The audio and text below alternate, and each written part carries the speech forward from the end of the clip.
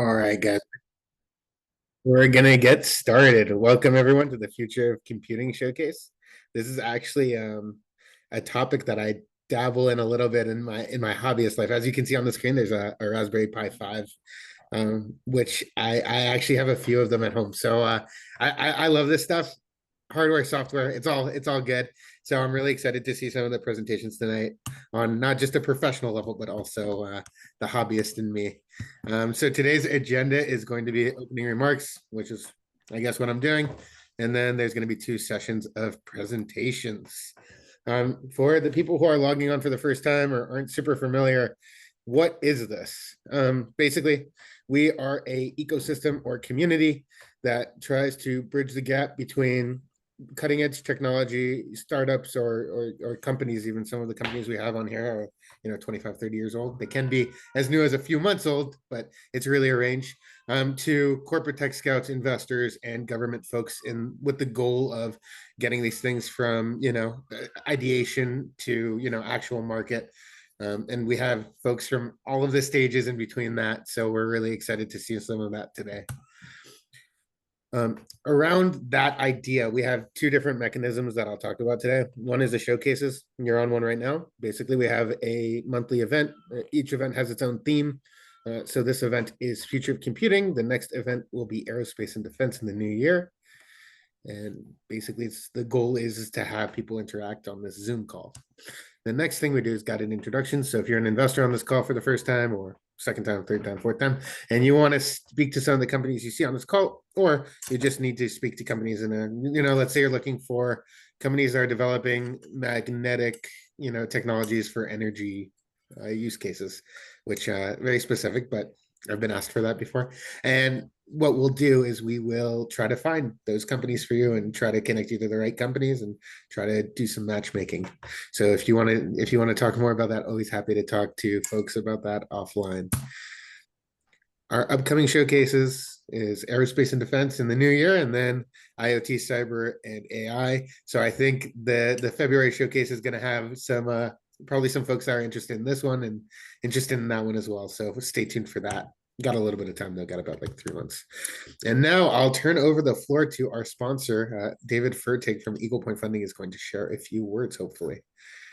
Hey, thanks so much, Usher. So, first of all, thanks for having me. I don't want to take up too much of your time, but just to briefly introduce what is Eagle Point Funding, how does it relate to Deep Tech Showcase? So, Eagle Point Funding, we are grant and contract specialists. We help exactly the same thing. We help companies with any type of developing technology, any type of R&D that could be relevant to the federal government. So we help them actually find and apply for and secure the various different grant mechanisms that that the federal government has from all the different agencies, the DoD, the DOE, and so on and so forth. So we just to briefly outline, we generally work with companies over 18 months. We're helping them go after 15 to 20 plus different proposals together. And of course, depending on the circumstances, we're actually even able to commit to minimum KPIs. So if that does sound interesting, if you're someone in the audience and you want to explore that a bit further, please feel free to scan the QR code, email me, what have you. It seems I don't have access to be able to send everyone a message, but as soon as I do get that, I'll drop my Calendly link in the chat as well. And with that all said, thank you all for coming and enjoy the show. Absolutely. Thank you for that, David. And I'll try to get the chat working soon. Sorry about that. All right. So for session one, we're gonna have Sharp Focus, Key 5, Blastwave, Valkyrie, Nexigen, and Demia. Session two, we're gonna have Edge Runner, Quantum Encryption Technology, Synergist, Sereniasat, Yellowbox, and 2PIC/Marathon Digital Holdings. All right, with that, what we're going to do now is we are going to go around and quickly introduce at least the panelists who have joined. And so let me get my list in order, everyone, bear with me. But so what I'll ask from the panelists is to, just say a quick hello and tell us, what you're interested in seeing, a little bit about your background and whatever you think might be relevant. And so let's start off with Sonic Perry. Do you want to give a quick hello? All right, testing. Can everyone hear me? Yep, we can hear All you. right, good. Hey, so good morning, good afternoon, depending on what time zone you're in. So hey, my name is Major Christopher Perry, go by Sonic. This is definitely one of my several iterations of this kind of quorum. Really excited to be here to support the effort of AFWorks and kind of leverage my experience in educating commerce to bridge the gap with the Valley of Death in the DoD and how to be successful. I've signed several MOAs in the past. I will say I'm a very busy individual. I'm currently in JBSA Randolph as the Air Task Force Intel Director here locally, executing the new DAF's Unit of Action um, framework. So that being said, I'll defer back to you. Looking forward to seeing what everyone's presented today, and also leverage on the side my experience and how to best navigate the DoD, because it is a behemoth. Over. Thank you. Thank you for that. Next up, Dean, you want to give a quick hello?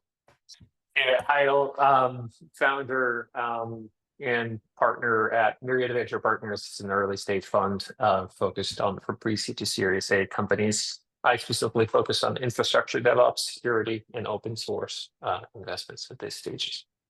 Good to be here. Awesome. Happy to have you. Next up, Carolina. Hi everyone. So my name is Carolina. I'm based in London. I'm the founder and partner at Starbeam Capital. So we are a seed stage fund investing in deep tech startups in the areas of energy space and manufacturing. We are after hardware solution rather than software. That's us. Thank you. Absolutely. Thank you for being here. Martin. Hi, Martin from Quest Venture Partners. We're an early stage venture firm here in Menlo Park, do pre-seed, seed, and Series A. Sector agnostic, so we'll look at all kinds of stuff, but currently looking at more deep tech stuff in our for our portfolio. Sure. Thank you for joining. I think Brian, am I missing anyone? I think that's I know there's some folks still joining, but I think we're gonna continue onwards and forwards. So the first presentation we have is going to be Sharp Focus. And from Sharp Focus, I think we're gonna have give me 1 second though. I need to see if they're here already or not.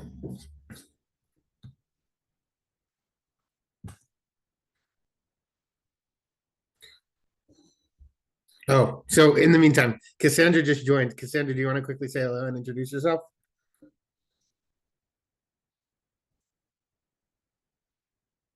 Cassandra, I'm not sure if you can hear me.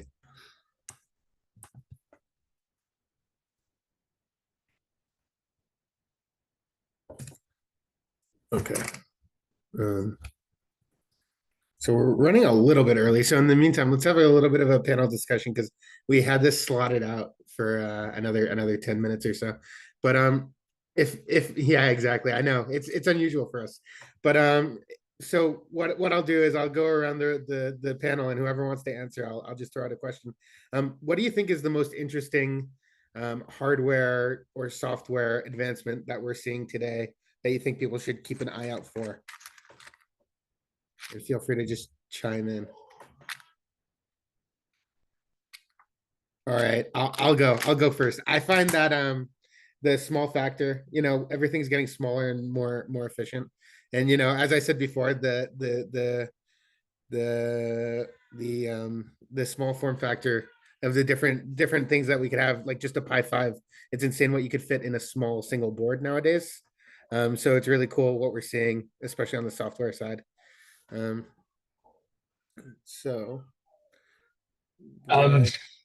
I think for us at the intersection of hardware and software, very much interested in kind of middleware or software control for data centers. I think the insertion point from thesis side is that due to original cryptocurrency, now driven by generative AI, there's a lot of focus on electrification and the increase in power consumption that's driven with the traditional data center architecture. So obviously there are alternative energy sources like nuclear that has been or started to be explored by some hyperscalers and larger corporates.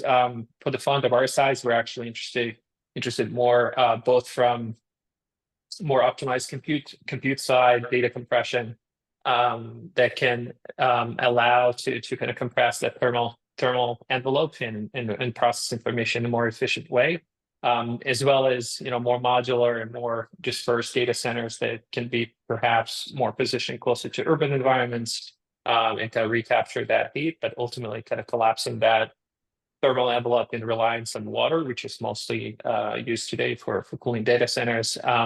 Data centers have been, pretty unsexy area and mostly real estate play, and that has been changing. So especially we see early success with very kind of terrific combination of teams that come from that industry and have that scar tissue, so done things in this area, because otherwise it's really hard to upend and kind of move that industry. So if there are companies that work in this space deploying software for cooling optimizations, or like I said, anything around metabolic compute, would be interesting in chatting with them. Yeah, that definitely. Sorry about that. Yeah, no, and I actually, there's going to be a company today, but I think they might be a little bit more on the real estate side of things, but we'll see. But I don't know if they're doing software for cooling, but there's definitely going to talk about data centers, and they know that it's the next area that they want to tackle, because there's just so much there, and everyone's looking for space now. They said, at least when I spoke with them, everyone's looking for more space, because the amount of compute that's being used is just insane. All right, so Brian, just let me know that we could start with Key 5. If you're ready, the folks at Key 5, we're all ready to have you go. If you want to just start sharing and go right ahead. I am ready. However, our CTO is going to join us, and I don't see him on here yet. He was preparing for a 12:30 presentation, but I'll send him a quick note and see if he can jump on. Sure. Yeah, we're just running way too early. All right, Cam, for Blast Wave, do you want to go first? Sure, I'm ready to go. Perfect. I'll be happy to. Let's do it. The screen share. Yep, there you go. Perfect. Beautiful. I'm Cam Cullen. I'm the Chief Marketing Officer for BlastWave. And the problem that BlastWave is out to solve in the market today is to deliver OT cybersecurity, or critical infrastructure.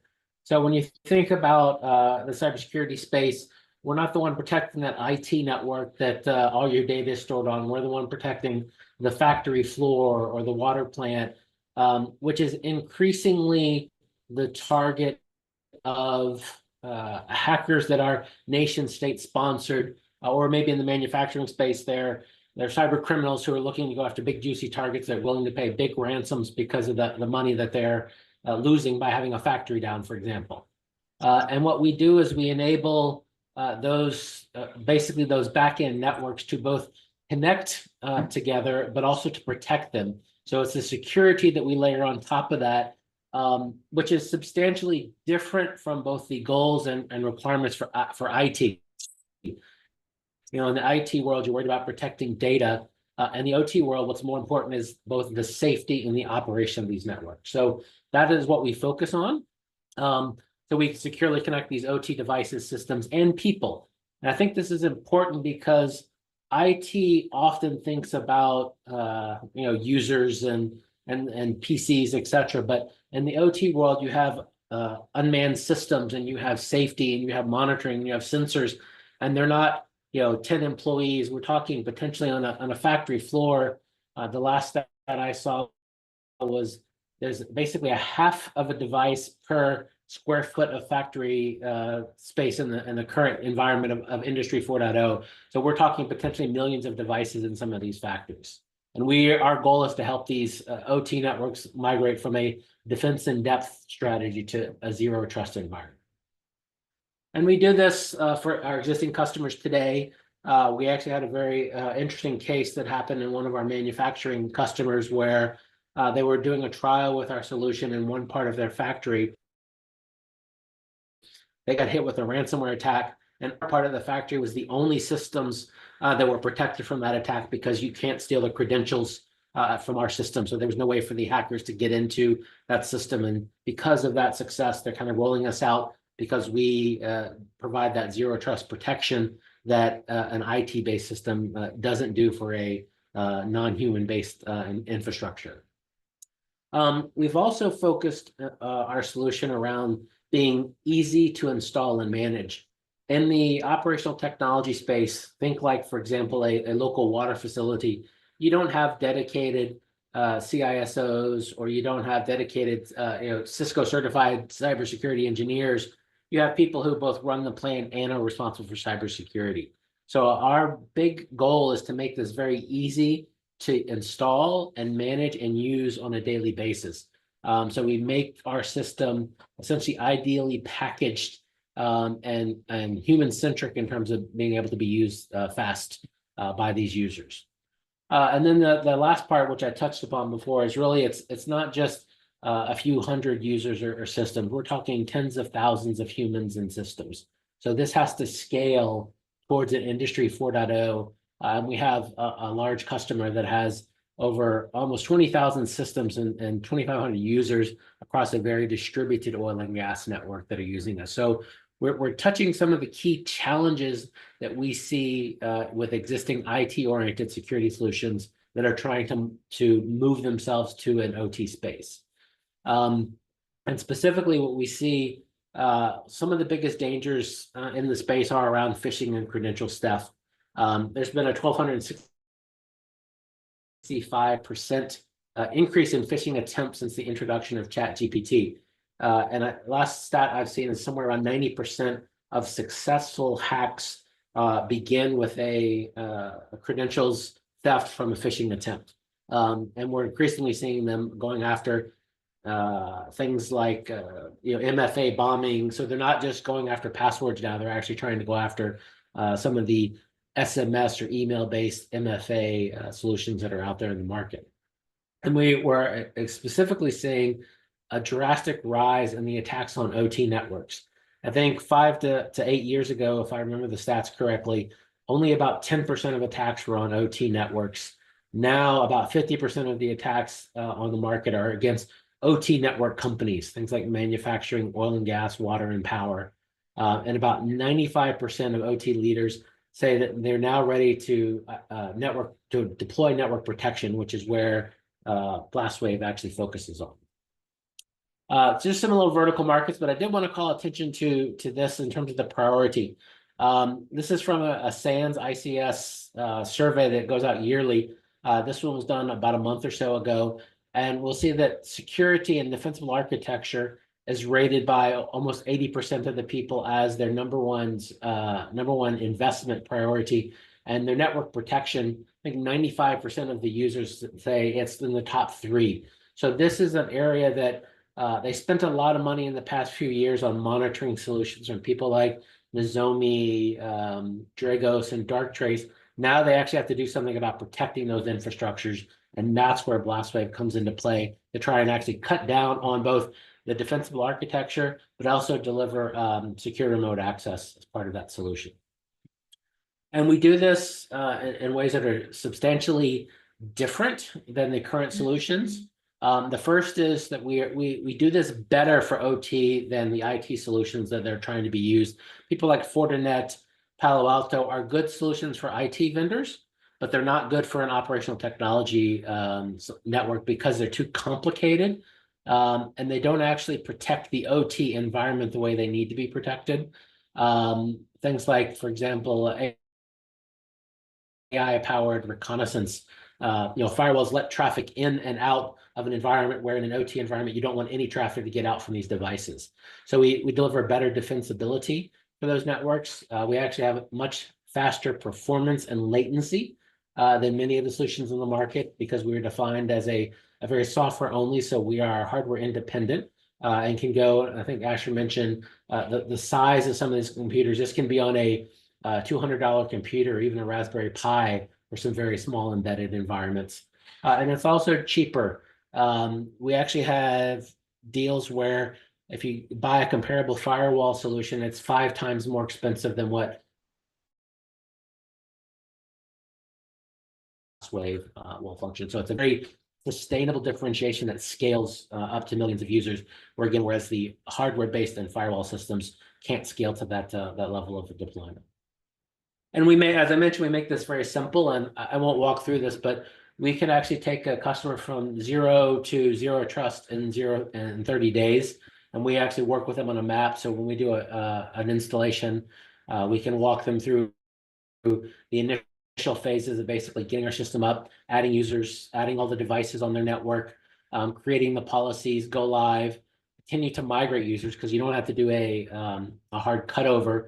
Then you can microsegment down to the device level with our system, which means that if I have 10,000 devices on my network, I could literally have a case where I can only allow 1,000 of them to talk to each other, and the rest are in an isolation chamber that they're not allowed to communicate, which stops things like command and control servers from being phoned home, ransomware activating, etc. So it's a good way to actually do a virtual air gap for your operational technology network, as well as prevent lateral movement or living off the land, which is a common technique by hackers to kind of get into a system and then move around so they can't be discovered.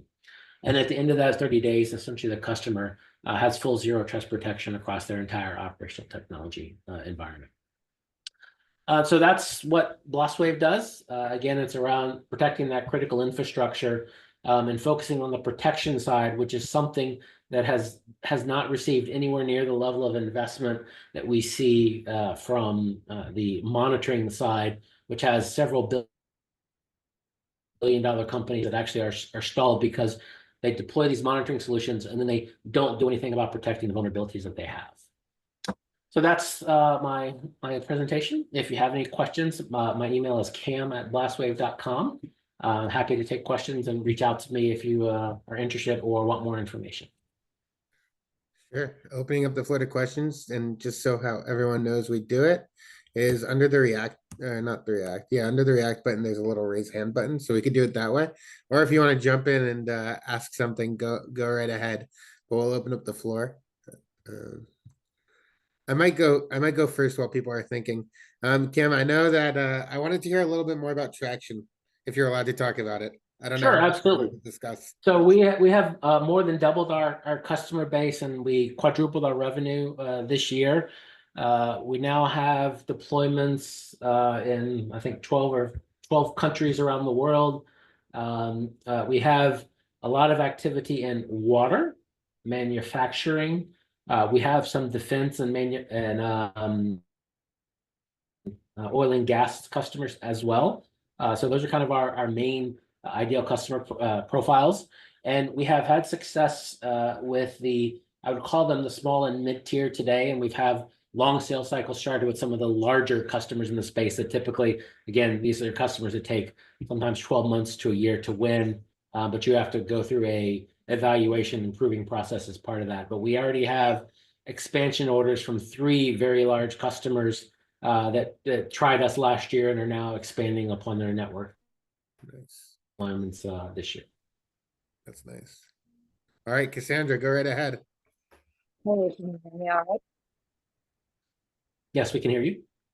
Okay, thank you for your presentation, and apologies for being in and out and logistic difficulties today. But you threw up a slide about the phishing increase with the rise of generative AI. Yep. Just to clarify, are you doing anything in the realm of phishing response or workforce training to amplify that side, or is it a pure technological solution that might incorporate its own AI to either preventatively protect against attacks or fight back once the attack has happened to the operational system? Sure, great question. So what we actually do is we cut off and block that entire attack vector.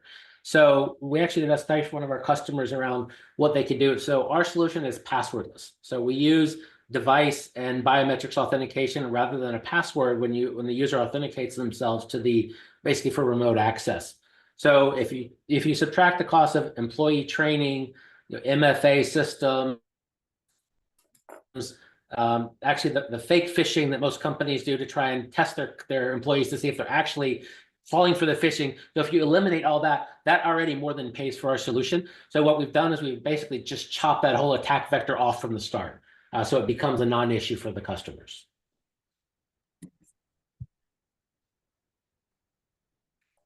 Sure. We have time for one more question, so we'll leave whoever wants to take the last question.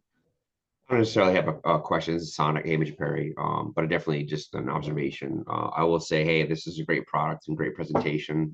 From a military perspective, it always, so what? I will say, at least from the DoD perspective, this is definitely going to be a very big hurdle, as each individual service has their own idea of what security looks like. So I don't have any contacts in Cybercom within the operations branch, but I definitely have some contacts there. Hopefully, when you're conceptualizing the stuff, there's an engagement with, at least from the DoD perspective, Cybercom. I know we do a lot of great things with other countries and the DHS specifically when asked, but yes, our ability to succeed as a U.S. in entirety, and the DoD is just one aspect of that. Being able to protect our infrastructure is highly critical to that endeavor. So I definitely support your efforts. I just say, from my perspective, you know, the DoD is coming at this from 9 different ways to Sunday. So that's definitely going to be a very big hurdle for you conceptually, but I definitely support your ideas. And it looks to be like a novel concept. Yeah, so we have a deployment in the Air Force currently. We've actually worked with Randy Resnick, who's in the DoD CIO's Office for Zero Trust. So we have been working with them. We put together some positioning and some proof of concept tests that we successfully executed. We put together a Zero Trust for OT strategy proposal to DoD. So we have been working specifically with the Air Force. We have some more bases we're going to do a rollout later this year, basically as trial. So we are trying to obviously share some of that knowledge and expertise with the Air Force as well. Sure. All right. Thank you so much, Cam. I know there's another question from Cassandra in the chat. I'm sorry. We just don't have time to get to it, but feel free to answer it in the chat. I'm sure other people would want to know the answer too. So sure. I'll do that. Perfect. Awesome. Thank you so much, Cam. Next up, we have Bahadia from Sharp Focus. Hi, everyone. My name is Baha Inozu. I'm the CEO and co-founder of Sharp Focus. I'm also serving as the chief scientist for the SIAP project of the US Navy through Mainsail and Siemens team, where we are modernizing the US naval shipyards. I'm going to talk about our new innovative product that leverages AI-powered insights for risk transformation. So if I can put my slides on. All right. Can you see my slide? Yeah, here we go. Can you see them? Yep. All right. I can see them. Great. So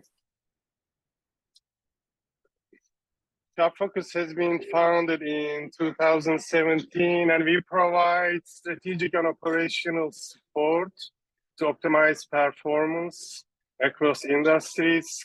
And our expertise covers process improvement, acceleration, cybersecurity, and high reliability transformation. And we mainly focus on defense, maritime, healthcare, and aviation.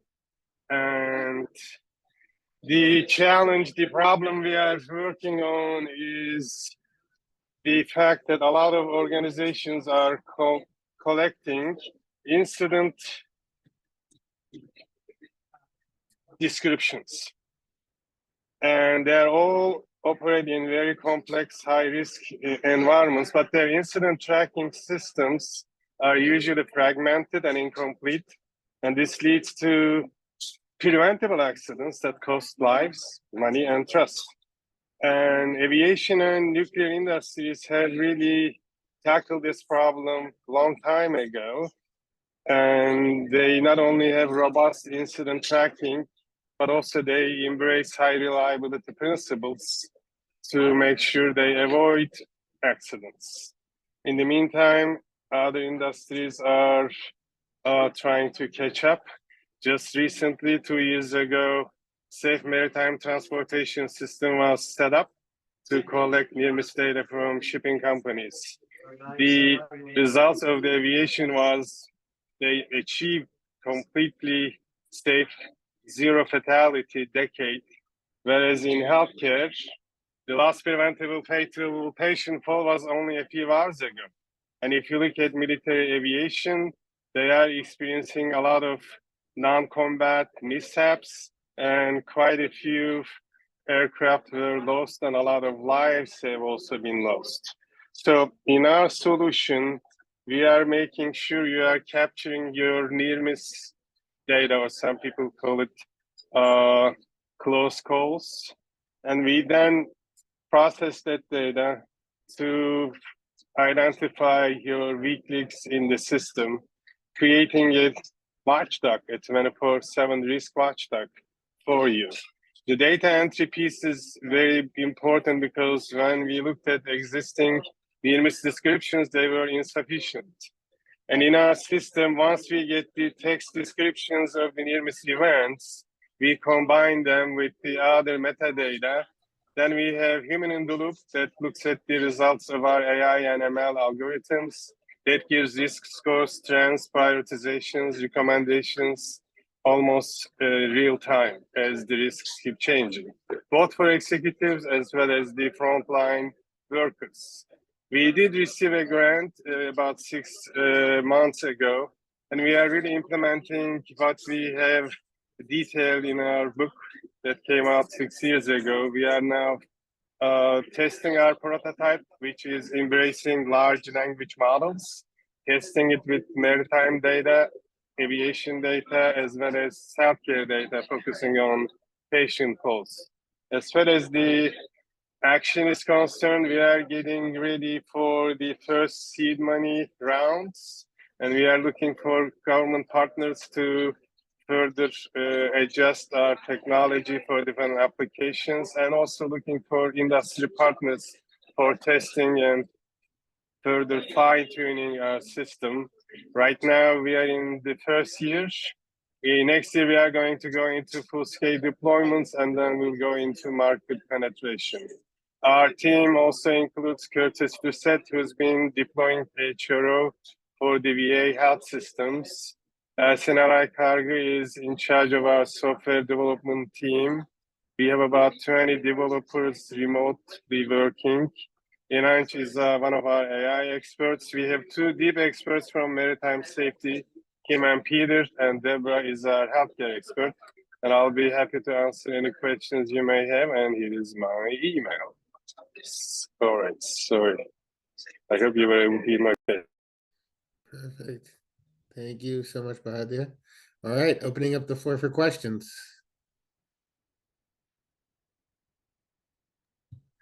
I guess just to clarify, is the core business model consulting or product? What's the business model?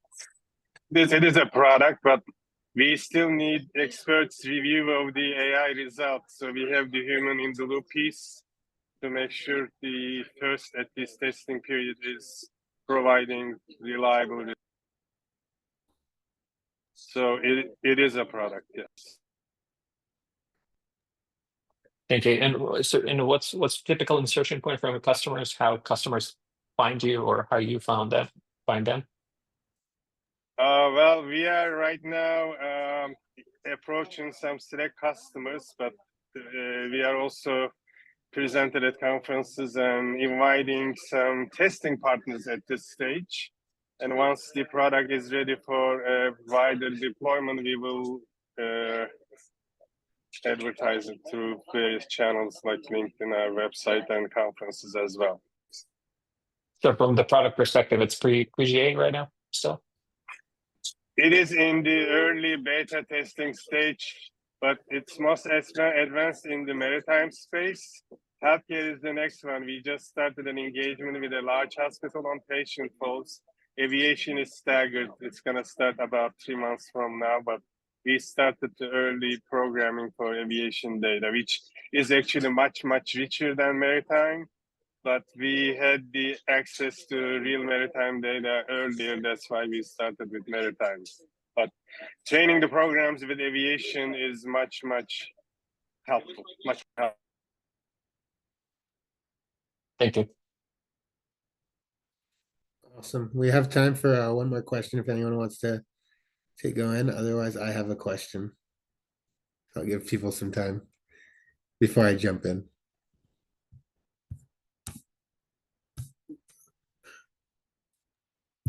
Someone asked below. I'll just ask what was asked in the chat for now. They asked about patents and what kind of patents you have on this. Well, we have been meeting with some patent lawyers. We have not started the process, but they have informed us that there is some serious IP here. That's why we are not able to show the details of the outputs in public domains right now. Got it. Awesome. Awesome. Thank you so much, Bahadir. Make sure to leave your information also in the chat. Pleasure having you on. And with that, we're going to keep on moving. We're going to have Key 5 presenting now. And I hope the CTO is on. And there's some other folks in the chat that are asking questions. Okay, perfect. Go right ahead. Okay, cool. Yes, he is. Daniel is here. I'm going to pause for a second to pull up my screen. Sure.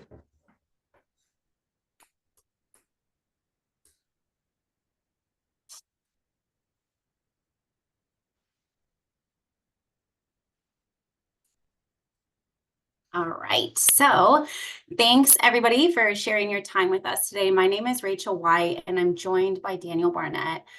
We represent Key 5, which is a technology company based out of Austin. We're dedicated to building data intelligence solutions geared towards fortifying the future of energy. Currently, we're working on a microgrid intelligence system designed to integrate complex and dynamic energy systems through advanced data processing, such as AI, NILM, and digital twins. With the solution, we can connect and optimize the balance between distributed energy resources like solar or wind generation and traditional grid infrastructure. Our applications in AI span generative, operational, and prescriptive, as well as predictive analytics. The goal here is to take energy management beyond maintaining efficiency to train systems to learn, predict, and automatically respond to changes in energy operations.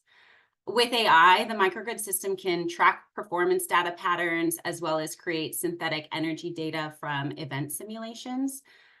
These robust and redundant data processes inform system responses in real time and enhance decision-making. This enables rapid, flexible system adjustments in response to real-world threats and events without the need for manual intervention. Altogether, this is geared towards ensuring energy efficiency, reducing the reliance on the grid, all aimed at maintaining uninterrupted power and securing energy independence. This approach is designed to solve data problems associated with connecting, deploying, and operating distributed energy resources within microgrid operations. The DER market is growing super fast, with the promise to secure energy resilience for businesses and communities affected by power uncertainties. Adoption of renewable energy resources is a main driver for this market growth, diversifying the project landscapes with solar, wind, and electric vehicle infrastructures. Benefits of these technologies are far-reaching as they move the needle on federal goals, such as reaching net zero emissions by 2050. They also help adopters reduce reliance on the aging grid and help keep their lights on. Deploying and managing microgrids and DERs comes with several challenges related to cost, complexity, and slow deployment times. According to Lawrence Berkeley National Laboratory, a microgrid interconnection times can take up to 5 years from design to operation. We all know that this is way too long to wait on the backdrop of our aging grid infrastructure and cybersecurity risks.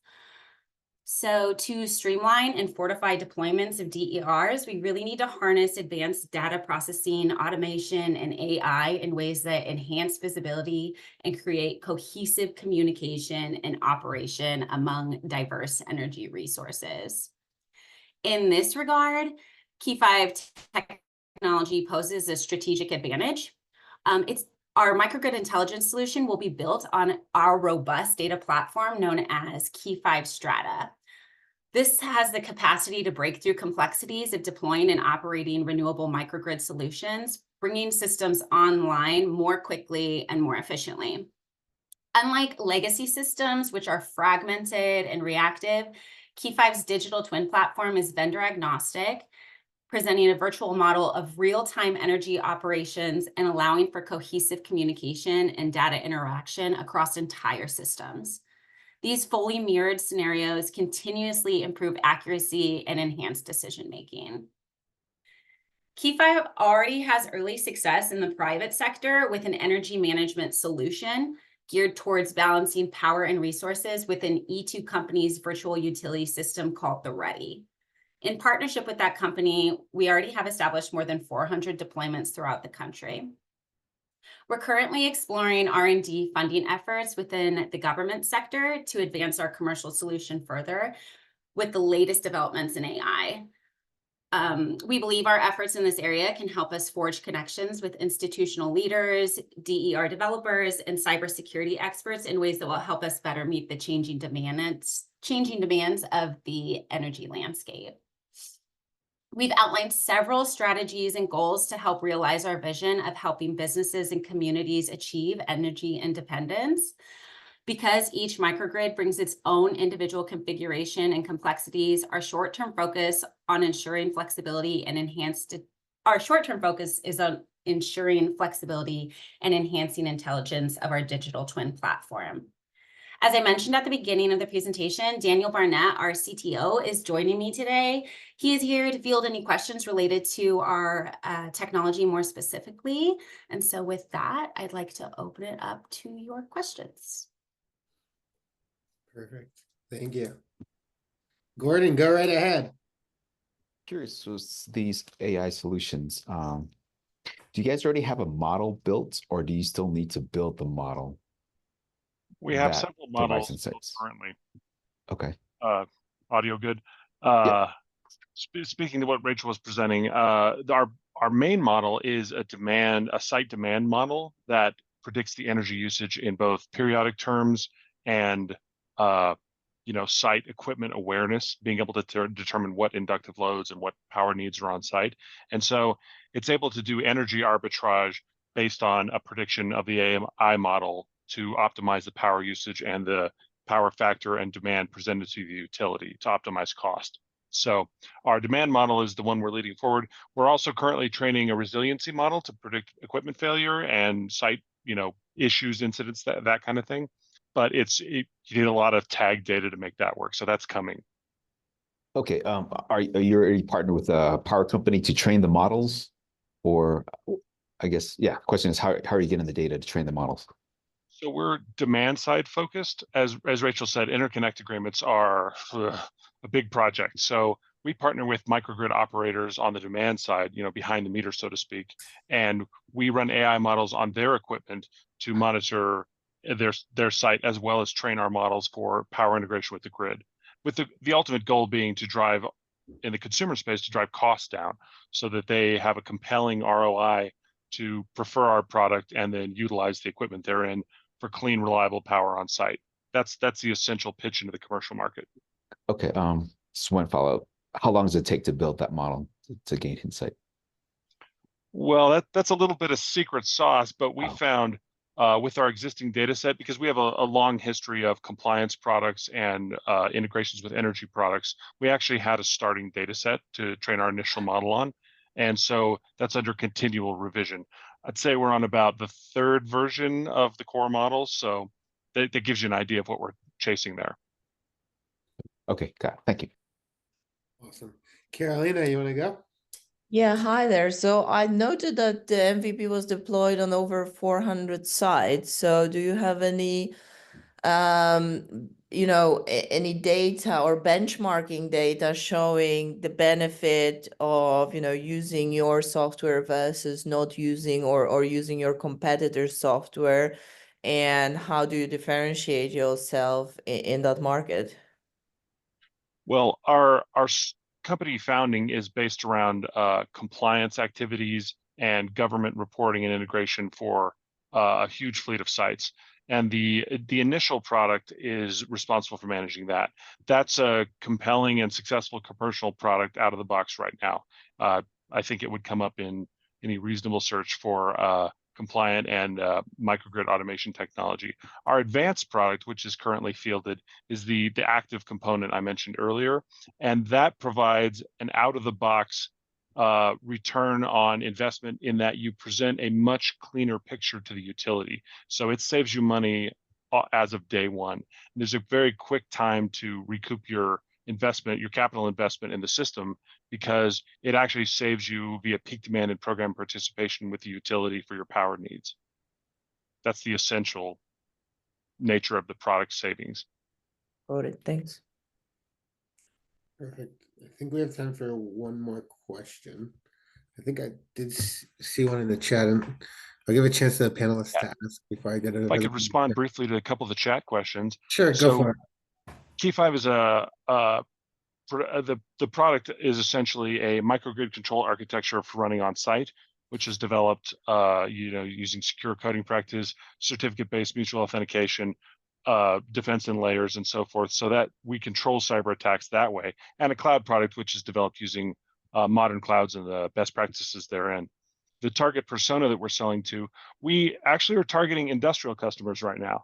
Industrial customers have serious problems with inductive loads and presenting a unity power factor to the grid, and have serious problems with power conditioning and on-site, like end-of-the-line transformer issues. So we support all kinds of remote and rural applications of our technology to enable those systems to be reliably powered. Cool. Thank you so much, Key5 team. Really learned a lot, and I appreciate it. Our pleasure. Yeah, leave some contact information in the chat. Thank you. And yeah, thank you. Certainly. All right, next up, I believe we have Valkyrie. We did a little bit of a switcheroo, so I hope that they're on now. It looks like they are. Perfect. Hello, we are on. I will go ahead and share, and we'll get started. Perfect.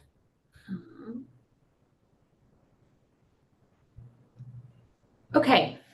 Hello, good afternoon. I'm Betsy Hilliard. I'm the Chief Science Officer at Valkyrie. So Valkyrie is a team of scientists and engineers. We're located in Austin, Texas. And we build custom AI and machine learning solutions for both private and public sector. So some examples of our work, we've supported social network characterization for the DoD. We've helped Carnival Cruise Lines do predictive maintenance on some of their machines in order to help them stop dumping gray water into the ocean. We've built recommendation algorithms for both SiriusXM as well as Activision, which is one of the largest video game producers in the world, among many others. These are just some of our clients we've had over the years. So how do we work? Right, I said we're a team of scientists and engineers. We have two main deliverables. The first one is software and data layers. So we build solutions and deploy them into our clients' environments, either AI and ML solutions for specific problems, or data architecture as well. So we'll help you build a data pipeline or revamp your data warehouse or move you to the cloud if that's needed for AI. But the most of our work is building machine learning models and deploying them. We also have a strategic team, a good bit of which is in the room with me. And that group is involved in almost all of the beginning of our projects. So we'll provide workshops, usually at the executive level, on things like LLMs, knowledge graphs, reinforcement learning, enterprise AI strategy, as well as doing AI readiness assessments and opportunity roadmaps. So going in, figuring out what's the art of the possible in your space, and doing ROI analysis of your AI and ML and data opportunities. So I'd say it's about 70% of the time we are building and deploying software, and the other 30% of the time we're really focused on that strategic effort that really happens all along the process of a project, but particularly at the beginning of efforts. So how do we work? We're a team of scientists, so we try to follow the scientific method. We've sort of branded it the RED method, which stands for research and data wrangling. evaluation and experimentation, and development and deployment. So this is a process that we go through on all of our client work to make sure that we're identifying the real challenges that our clients are facing, doing the research into their data, making sure that we're finding good opportunities and the right data to be solving problems with. I'll go through an experimentation and evaluation phase where we are attempting to solve these problems using a wide variety of techniques. We say AI and machine learning. We also have people who are skilled in optimization, general statistics, and physics methods. So we will throw a variety of data-focused tools at your problem. And then development and deployment, right? So making sure that we're not producing just deckware for our clients, but real software, and deploying solutions. So one key aspect of our process is responsible AI. We have a collection of processes that we go through on every project where we're looking at the problems that we're solving, we're looking at the data we're using, we're looking at the models that we're building, and we're making sure that all the way along, we're considering the ethics of what we're working on, both for our clients and for others that are affected downstream from our work with clients. So that's Valkyrie Intelligence, which is our bespoke AI and machine learning services company. About once or twice a year, we come across IP that we want to spin out into its own company. So beginning of this year, we started a company, Andromeda, which is based off some IP that we started working on actually back in 2019 for a DoD effort. So Andromeda is an AI research assistant that uses knowledge graphs and large language models to build context into your large document corpora. So you have a bunch of documents. We're going to bring both the power of language models as well as knowledge graphs to bear on that data to help really enrich your document corpora and provide that deeper level of context. And so one deployment of this core Andromeda technology is targeted at the PsyOps space. And so it's really geared at taking predominantly PAI and social media data, bringing those data together, bringing that natural language together, and providing a bunch of tools and visualizations for PsyOpers to quickly be able to do things like target analysis worksheets, target audience analysis worksheets, and measures of effectiveness on their operations. We're expanding Andromeda. It has applications in both public and private sector. So we've got several different deployments of this key scientific technology in the works. So how do you partner with us? If you're looking to build a bespoke solution for yourself or your business, we seek partnerships with organizations who are really wanting to use cutting edge AI and ML. Even if you don't know how to do that yet, or you feel like your data is not ready, as I said, we have teams that take you from 0 all the way to 100 in deployment. We've got track record with both small agile startups to Fortune 500 enterprises and the DoD. And we really focus on delivering that purpose-built AI and ML, as well as knowledge engineering, that data architecture level for clients. If you're interested in Andromeda, we are looking for product pilot partners at the moment who have interesting problems and document corpora they really want to understand. We're also interested in pilots with groups who are investigating using graph databases and knowledge graphs. And we're open to investment discussions. The seed round will be starting to raise in early 2025. Here's a little bit of a view into our leadership team. Our CEO and co-founder of Valkyrie is Charlie Burgoyne. And then we've got a full suite of leadership supporting both of these efforts. So any questions? Awesome. Yeah. Yeah, thank you for the presentation. Yeah, let's open up the floor. Sorry, what's the pricing model and how does it work? And how does it stack versus someone like Palantir or Hypergiant? Yeah, great question. So pricing model wise, we are fee for deliverable. So we're not billing by the hour. We will do staff augs. That's sort of rare and it has to be the right fit for our team to do a staff aug, and that would be hourly, obviously. But no, we do deliverable based. Intelligence does. Andromeda is on a subscription model, and we're in pilot phases right now, so it's all very tailored to individual needs. Got it. And assuming you guys kind of leveraging the existing data of your customers, so how does that stack from identifying IP and kind of leveraging IP to build external solutions based on those findings?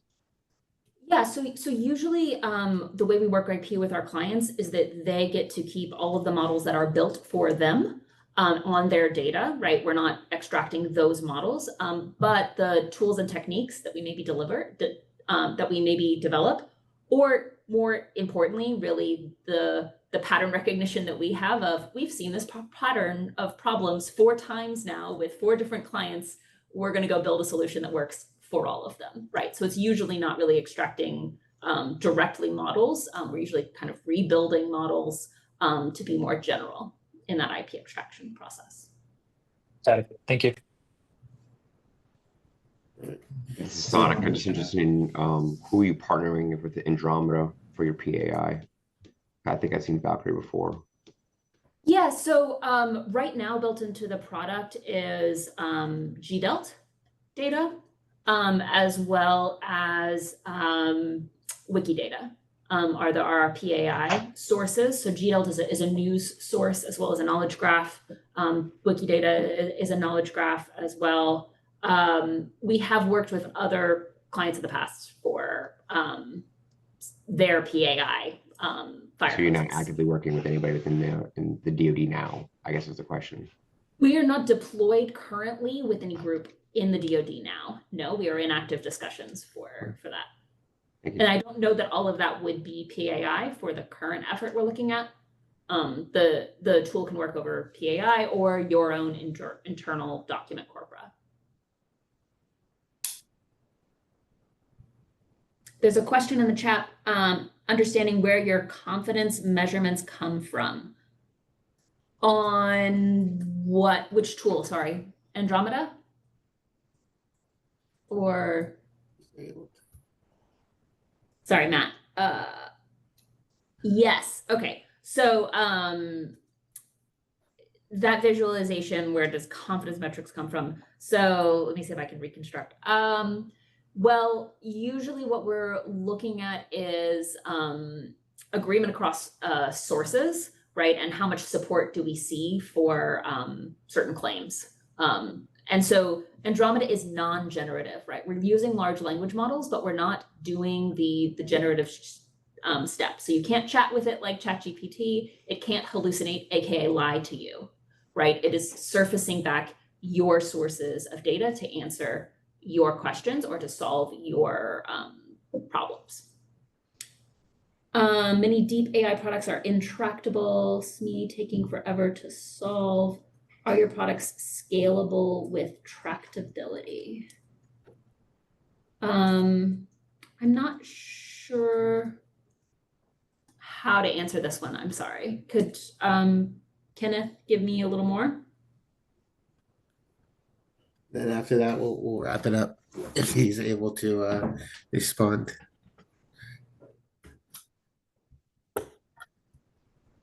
Yeah, I mean, scalability is always a problem when you're working with, you know, these types of models. So yes, it is always a concern that we're facing. We're able to use what I call large enough language models to keep things scalable. And so building actually different versions, so things that can run on your laptop versus things that actually, you know, are running in the cloud or on a private server are in the roadmap for Andromeda. That's really cool. Thank you so much, Valkyrie team. That was awesome. And yeah, I'm a broken record. Leave your contact information in the chat in case anyone wants to get back or ask deeper questions that require more explanations. But I definitely appreciate it. All right. Thank you. Absolutely. Next up, we have Nexigen. Feel free to start sharing whenever you're ready.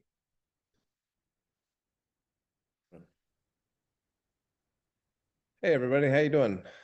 Doing well. Let me get my slideshow going. There we go. Hi, I'm John Salisbury. I'm the CEO and founder of Nexigen. We're a MSSP in Cincinnati. We've had it's sort of our base company that we created. We've had 15 companies launch out of it for new ideas. We've had 2 exits, 5 failures, and we have 7 active. Make sure that goes through. We specialize in SOC operations. We're doing forensics. We're doing zero trust network deployments for commercial partners in the SMB space up to enterprise. We have a lot of technical resources on staff. We partner with universities, specifically in biolabs, and we've launched an AI lab internally. We're working on new projects that would be considered deep tech, specifically in partnership with University of Cincinnati. I joined the Cincinnati AI Catalyst, and I'm on their risk team. We have some papers getting published, and we've developed technology systems in smart city, in CPG, in fintech, and other spaces in the past. But this is my first time presenting this specific thing, and I can't talk about a lot what we're saying because we're doing patents. So we'll see how it goes. So AI models in general, we're taking on not an easy problem. We're taking on hallucinations, specifically AI models, black boxes, and we're saying that solutions in hallucinations are basically solvable, and we believe that existing solutions, which we look at pretty deeply, are based on DLP and general context, and we're looking at building solutions that are based on geometry, which is different than traditional language detection and response. So we have a hypothesis that we will be able to detect hallucinations without actually knowing what the person said. That's an interesting statement, I believe, but that's the claim we're making. We are working with providers of the top guardrail systems, protecting DoD systems and so forth. And we're seeing, obviously, we do AI jailbreaking and pen testing for organizations. So we typically see how those work and how misuse can go by. So our hypothesis is we want to transform language into geometry, basically hack inside of the black box. By doing so, we intend to apply existing neuroscience techniques and patterns of activity and geometry. This will apply for potential real-time analysis of conversations and misuse and hallucinations while not knowing what is being said during the conversation, which equates to privacy. We also believe that this will speed up and reduce the amount of latency used. The objective is to make hallucinations explainable, and from there mitigate or allow for system improvement in more detailed and precise manners. We have a hypothesis that we would transfer language into geometry. We'd be doing so. We intend to apply existing neuroscience techniques to detect patterns of activity. Again, this applies real-time analysis of conversations for misuse, hallucination. I might have already went through that. Okay, similar to humans, AI models can hallucinate while reducing randomness. Temperature makes the output more consistent. It doesn't eliminate the possibility of hallucinations. All industries would benefit from accurate hallucination detection, and the impact would be greatest in high precision industries such as deep sciences, engineering, biology, and military applications. We believe automated decision-making, guidance, as well as misuse and hallucination detection is vital for the application. So I just have a simple graphic here. We aim to apply existing proven neuroscience techniques to analyze a black box's enhancing capabilities. Bio-inspired development has proven successful in numerous areas. We're privately owned, Nexigen is, and we're profitable. We have over 2,000 accounts at one company. I think between all the companies, something like 10,000 customers plus. We have an MOU with Cincinnati AI Biolab and work extensively with multiple departments, neuroscience, biology, and aeronautical engineering. and fuzzy AI department. We're working with Air Force for future research work. We're looking for letters of support, government industry, and we're looking for strategic partnerships to commercialize products into a SaaS licensing structure, leveraging relationships like Microsoft, Amazon. We're already partners with these groups already. We actually created a distribution company as one of our companies. We launched Cincy AI Week. We also have Austin AI Week coming up. We did Columbus AI Week, Atlanta AI Week, Washington, D.C. AI Week. We sort of wanted to take distribution under our own control. So we have around 15,000 organizations across the country that have joined our sort of distribution model. So we're able to make products and also distribute them, which I think is a pretty cool capability. And then I have my vice nerd, VP of Engineering, Scott Phillips, who's a brilliant mechanical engineer / full stack developer / robotics guy, and myself, who crazy mad scientist, work together. So I think that's pretty much for us. Any questions? Awesome. Opening up the floor. Otherwise, I have a few on deck. Sure, I'll give it a shot then.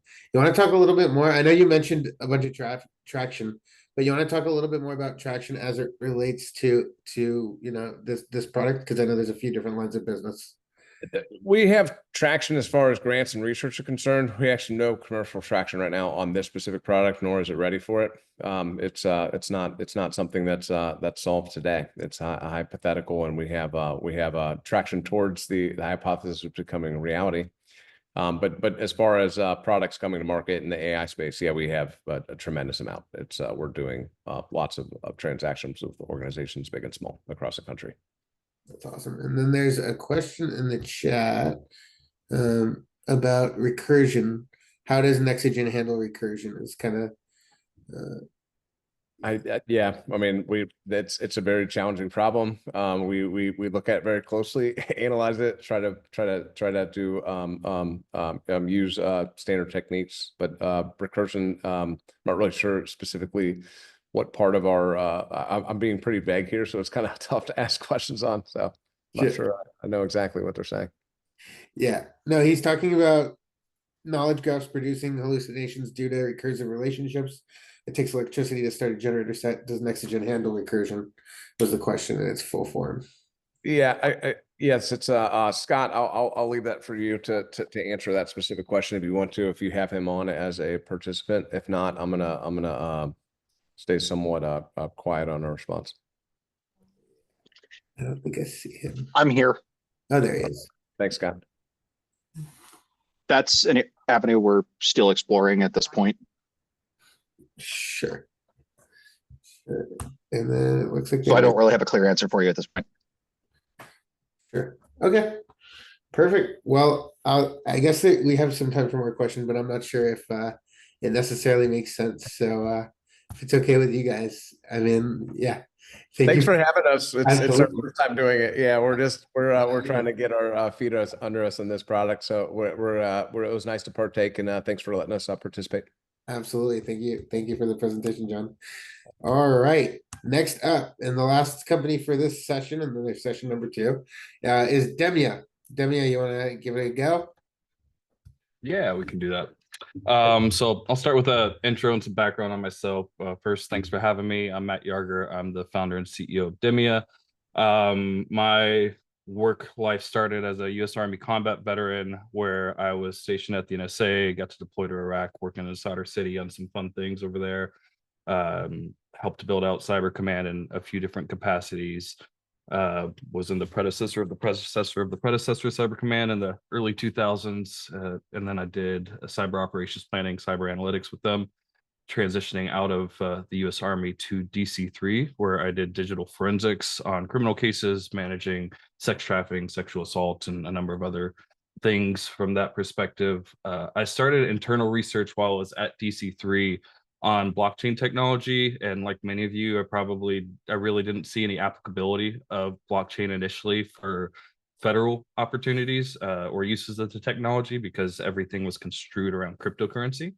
And cryptocurrency, of course, is not something that we're really going to be using for interagency negotiations or transactions between the NSA, FBI, CIA, or otherwise. But the interesting part for me came down to how can we enable trust in data, and how can we enable interagency collaboration and agreements for large fragmented cases or chain of custody operations or military operations, asset protection, and understanding in different perspectives. So I left the DoD in 2017 and started working for a German nonprofit known as the IOTA Foundation, building out a lot of the key capabilities here. I did a number of different European Union grant programs with them, over 20, many of which were over $10 million each, on building out the core functions on enabling secure data. One of my questions earlier was on data confidence, and I've been co-innovating with Dell, Intel, Cisco, and a number of others under the Linux Foundation since 2018 on building data confidence frameworks and fabrics. So I was hoping to hear something kind of akin to that direction from the Valkyrie team. But I've taken everything that I built from a sustainability and a climate perspective on secure data, international collaboration, working with the Googles, the Dells, the Intels, et cetera, and built it into a product and infrastructure suite that has blockchain, that is integrating machine learning and different large language model capabilities for enabling a streamlined process of assessment and compliance. And so I'll pull up that deck here for you now and take you through it. So this is Demia. Demia was incorporated last year, and it's technically a joint venture. We spun it out of the foundation that I was working based on number of grants and progressive iteration on the underlying technology. And it's a US-based for-profit, Delaware-based C Corp, of course, like most of us probably are. We took all of the technology that we built to secure data, enable trust in it, and eventually lead to trusted AI with guardrails. And we look at a number of different markets. I've worked with the Jaguar Land Rovers and the Fords and everything on the mobility side. I've worked with a number of NGOs and international organizations across the UN on operations and climate data. And the thing that really stuck out to us is the industry needing trust to scale up an economic model was the climate space. There's a lot of interest to collaborate, but there's not a lot of technology that actually enables collaboration. And so there's a huge gap in that market. And so through Demia over the last year, we've really scaled up our infrastructure and our platform. Our platform went live in July. We finalized a number of agreements since July to August, where we have over 50 different facilities that we're onboarding over the next 12 months to manage their data at scale, taking our infrastructure all the way down to Dell Edge devices on site in some cases, or Cisco hardware in other cases, to capture data from operational environments and enable ecosystem or environmental intelligence on it. And so the problem we really look at is understanding the value chain across this entire market and how to enable these different actors in this market to interact effectively and efficiently. There's a lot of hesitance for major corporations internationally to come in the market because they're seeing a lot of greenwashing issues. They're seeing a lot of lack of understanding of, is this impact that we're funding through credits or other carbon finance mechanisms actually happening? And so we provide that trusted framework and infrastructure or middleware, if you want to think about it from that perspective, to show that a project is making an impact that enables an auditor to come in and actually verify and validate that impact in real time. And that enables a standard or a certifier to issue the necessary credits or finance mechanisms to support the growth of those kind of facilities that are making a positive impact. Our infrastructure is able to enable interoperability across all major stakeholders in the market, and we're working very heavily with the standards and the auditors currently on refining this process. If you're familiar with the market, it's a very slow process. It can typically take 3 to 5 years for a project to get certified and to have credits issued. We're able to actually enable that in 6 months or less, depending on the standard that we're working on. So we see a huge acceleration in the market cycle by using digital tools that enable trust and confidence. And so the real key differentiator in us in the market is we have this secure infrastructure that I think is really interesting has a really interesting alignment with a lot of the others that are presenting here today. I've heard a lot of like cybersecurity, AI, ML, cybersecurity, AI, ML. So it's great to see the progress in this coming from my background, but understanding a market and a direct problem that has an economic impact on the stakeholders in that market that scale something up is really where we're trying to take our capabilities in cybersecurity, AI, ML, and blockchain and combine them into something that's solving a real industry problem holistically. There's no one else that's doing it with an infrastructure like we have in the market. That's why we have a lot of the people on our board and advisory board that I'll show you later. But with us, the originators can work more effectively with the auditors. The standards are getting data in real time, or at least on a monthly basis instead of an annual basis. Marketplaces can actually start structuring agreements ahead of issuance, so they're able to build out escrow and future purchase agreements for facilities that are making a positive impact, whether that's a renewable energy facility like wind or solar, a biogas facility like a landfill gas facility, wastewater facility, or otherwise, or whether it's something like sustainable steel and concrete production. So the way this works with us is we have a carbon data management platform and an infrastructure. We can integrate in a hardware or a software perspective. We have a save framework that we enable for the project developers to where we sign all data that comes from their facility. We identify every data source. We annotate a number of things around that device and the data it's producing, which goes into our data confidence fabric. And then we encrypt all data. So everything is built in a way that's GDPR compliant, which European data privacy regulations are, what I've learned over the last 7 years, pretty advanced compared to some of the US data privacy regulations that I grew familiar with from my federal time.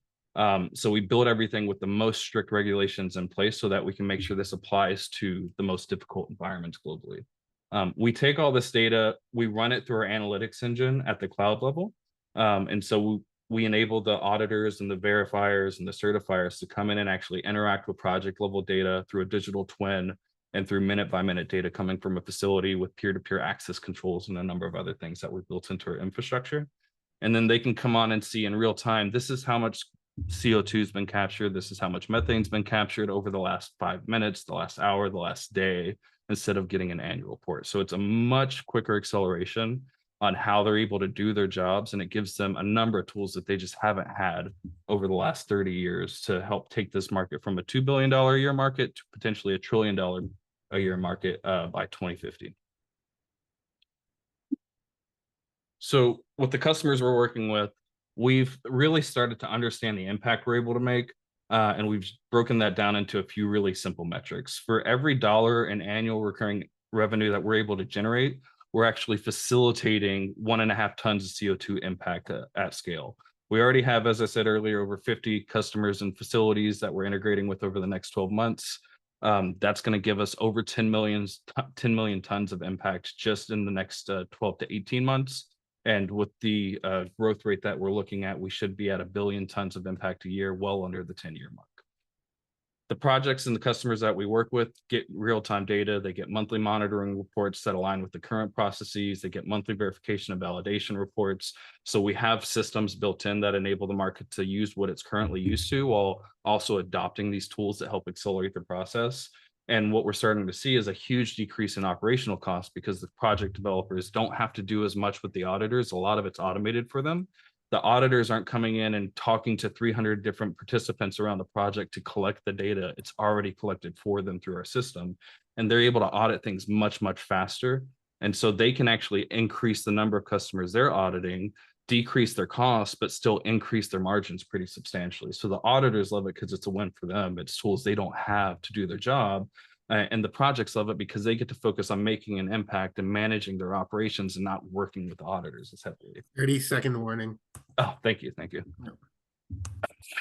For differentiation, we've been building this, as I said, over 7 to 8 years, working across all the different stakeholders in the market to make sure we're solving the right problem and building the right solution to solve that problem.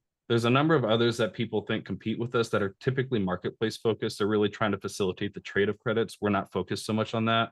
We're focused on how do we take a developer and an auditor and certifier and enable them to do their job more effectively.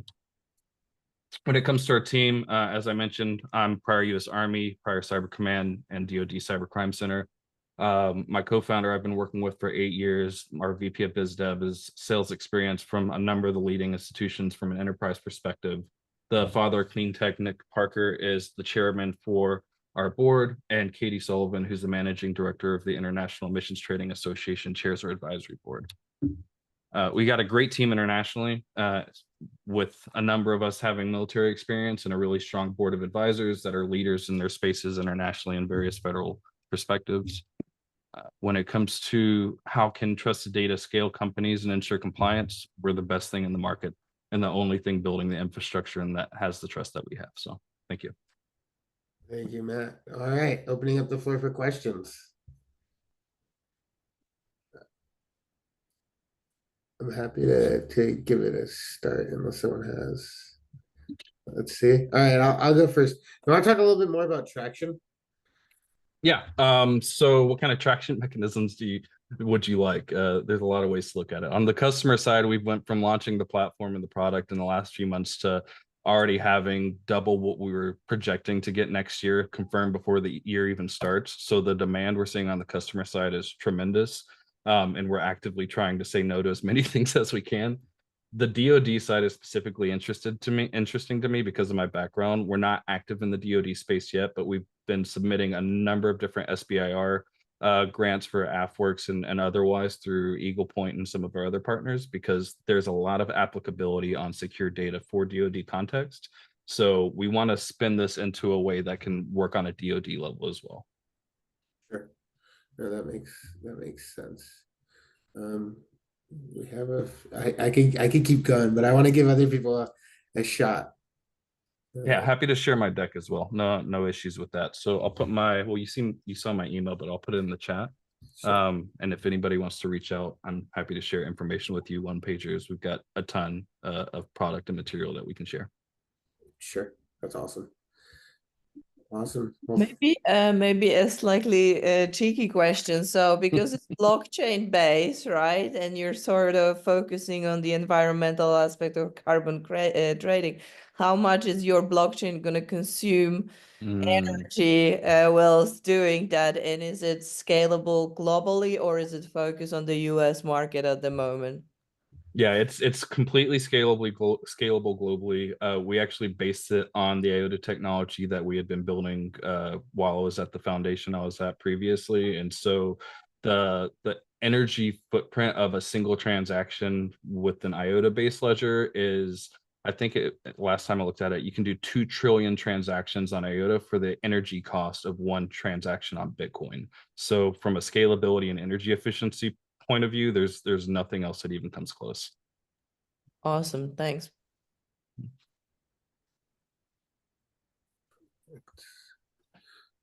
All right, thank you so much, Matt. Appreciate the presentation. Yeah, absolutely. Thanks for your time today. Absolutely. So we're going to start session 2 now. And I think what we're going to do is we're just going to jump right into it. EdgeRunner AI. If you want to give a running start, let's do it. Yeah, absolutely. Hey, great to be here with you all. Let me bring up my screen. Yeah, Dave.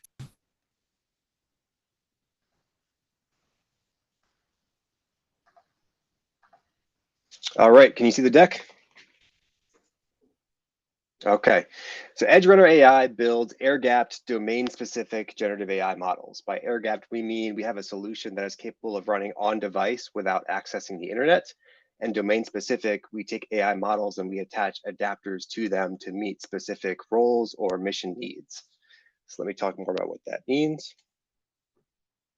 Our software platform is called Athena, and this is the solution that our team has built that runs AI models in a device agnostic manner. So we can put them on any operating system, any hardware, we can run on any chipset. GPU is not required, although it helps if you have a GPU. We can run larger models and we can run them faster, but if you have CPU only, the solution is capable of running with the right size models. What this means, as you can imagine, is that you have complete data privacy. We believe the best AI strategy is to bring the models to your data rather than having to move your data up into the cloud where it's potentially not secure. So the application does not need to phone home and the data doesn't leave your environment. And this is especially important, obviously, for sensitive, heavily regulated industries, DoD, where you don't want your data outside of your control. It also helps with scalability costs, as the fact that the solution runs on your laptop, and so you don't have to pay any expensive cloud hosting costs to use this. And the models we build are specific to the needs of the warfighter. So we build what's called low rank adaptations, or LoRa's, which is a really lightweight form of fine tuning that we put on top of smaller 7 to 25 billion parameter base models. This fine tune allows the model to be very specific to that occupation or mission need. And this allows them to be much more effective for specific challenges versus a general purpose model that doesn't necessarily know or speak military jargon. On device, we can do multi-step, multi-turn, multi-agent capabilities. So think of models that do function calling, where after it's generated you wonderful summaries or given you great insights, you can then have the model access your email, schedule meeting invites, access your chat and send out messages if you want it to. If you want it to access the internet and get more updated information, you can, although it's not required. You can keep it fully contained. Additional features it can do is document summarization, Q&A, translation, transcription, image comprehension, local RAG, all the benefits that you expect of a service like a ChatGPT. However, we do it on device and local. So again, it's private and under your control. Let me actually show a demo video here of a logistics agent that we built in action.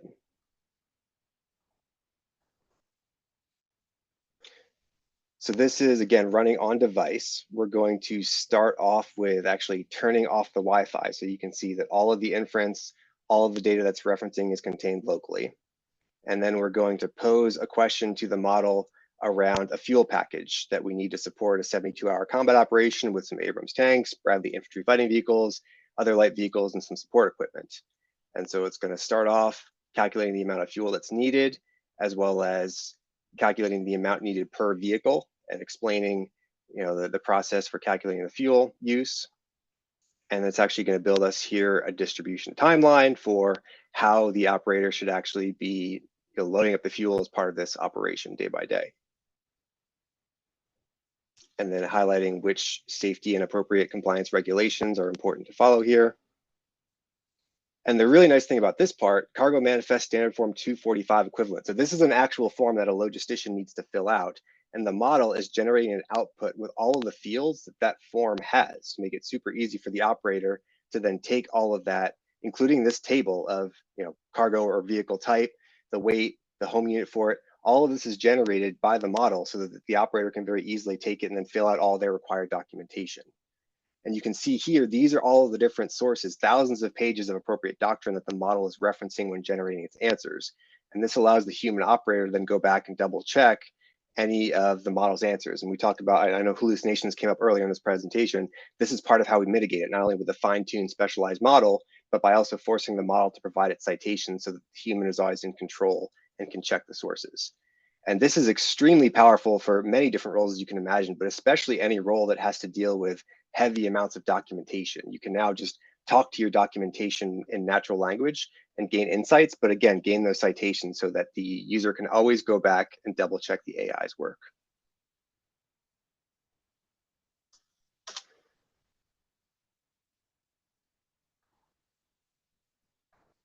Oops, okay. And so here's a case study we did with the US Space Force. They asked us to create an assistant for helping new Guardians quickly learn how to schedule satellites. And they gave us 10,000 PDFs, including 500 million tokens of data of the appropriate documentation. We loaded it up into our solution on device, and again, gave the operators the ability to just ask questions in natural language and receive answers that are tailored to this specific need with citations for the appropriate documentation. And so this really helps accelerate correct decision-making, basing it on proper military doctrine. This challenge that we presented at Stanford was actually a bake-off with OpenAI, where we loaded the same documentation in GPT-4o Mini in the cloud. And of course, it was able to provide answers as well, but it was not self-contained, and the Space Force operators actually liked the answers that our solution gave. So it's very powerful. And many people aren't even aware that you can get a lot of these same benefits that you see from these massive frontier cloud-hosted models, but you can do it on device, locally, keep your data secure, and not deal with hosting costs. So if there's any interest here in solutions tailored to your specific needs, or if you have any other questions, we can take some questions now. Please reach out to me. There's my email, david@edgerunnerai.com, and thank you for your time. So I'm happy to open the floor to questions if someone wants to go ahead. Otherwise, I have a few myself, obviously. All right, I'll give it the first go around. In terms of what you're doing, I know that Microsoft Copilot also kind of offers an on the offline kind of solution as well. What would you say? Maybe not in that specifically them, but what would you say is the competitive advantage there against something that's also using the Yeah, I think there's a number of solutions that purport to do AI on device, including Yeah. Copilot. I think the challenge with a lot of those is many of them are not doing everything on device. So there's maybe a small portion of the activity actually happening on device, and a lot of it's actually calling back to the cloud. Copilot was famously banned for use by the House because of a lot of the concerns around security, and maybe they'll work through that eventually. But many of these solutions are still calling back to the cloud in some capacity, even if a portion of it's happening on device. So I think it's a huge benefit to know that everything is secured on device here. And then again, Copilot is a generic solution, as are many of these other solutions that run on device. They don't have AI models that are purpose built for the task at hand. So that's the other huge differentiation that we bring, is actually bring in those lightweight fine tunes to really allow AI to be useful and solve those specific challenges. So then maybe I need to listen better to the presentation, but I'll go in with the next question. So how long does it take to onboard, right? So if you're doing custom, right, how long does it take to onboard like each client or company? Yeah, I mean, it really depends on the need and how many models we have to build, but the LoRa building process is very lightweight and can be done in a few weeks. And so depending on how many custom models that we need to build, the base software is ready to go. It's available for transaction via Carahsoft. We're on NASA Soup, we're on ITAS SW2, so it's ready to go on various contract vehicles.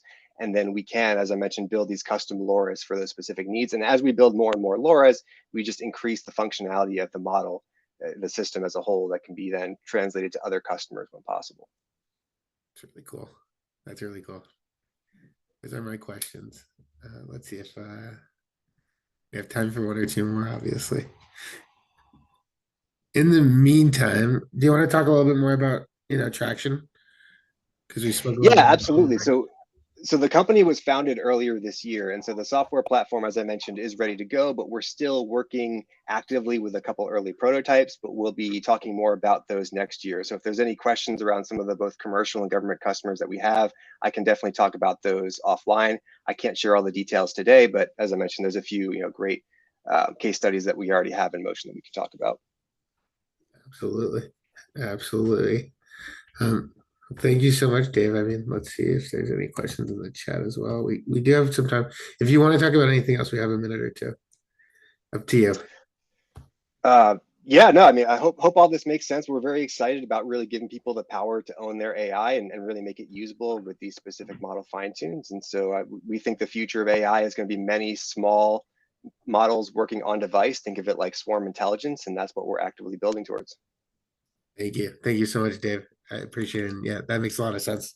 And it's awesome. Pretty cool tech. Yeah. Thank you. Yeah, absolutely. All right. Next up, we have quantum encryption technologies.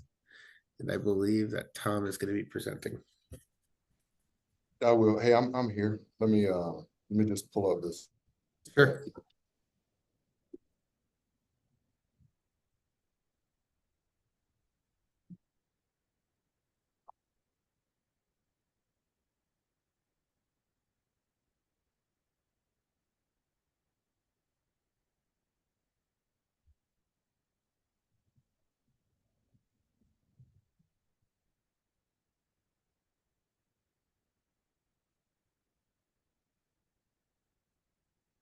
I'm sorry, this thing won't let me share. We could try to pull it up on our end. If I have it. It should be. Normally, Zoom is no problem.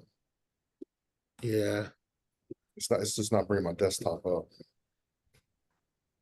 Got it. I don't know if I have it on my end. You don't. I don't? Okay. Let's see.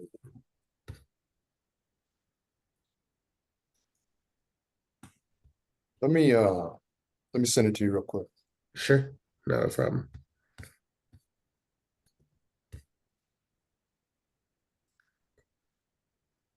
Also, to confuse things, I use an Apple computer versus a Microsoft, so that always creates problems. Oh, of course. Yeah. All of this fun little differences.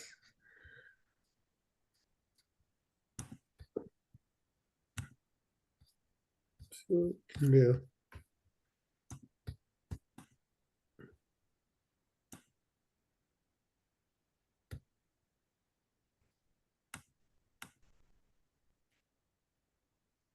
What's the, what do you want me to send it to? Either myself or Brian at Deep Tech Showcase. Sorry, everyone, bear with us.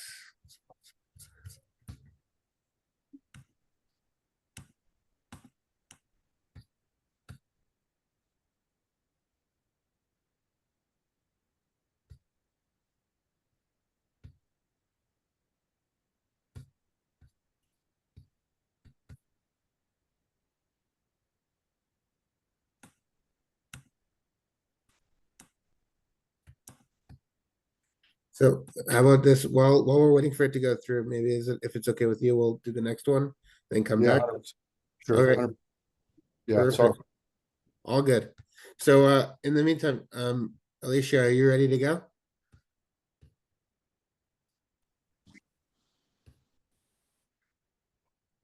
Perfect. Looks like you are.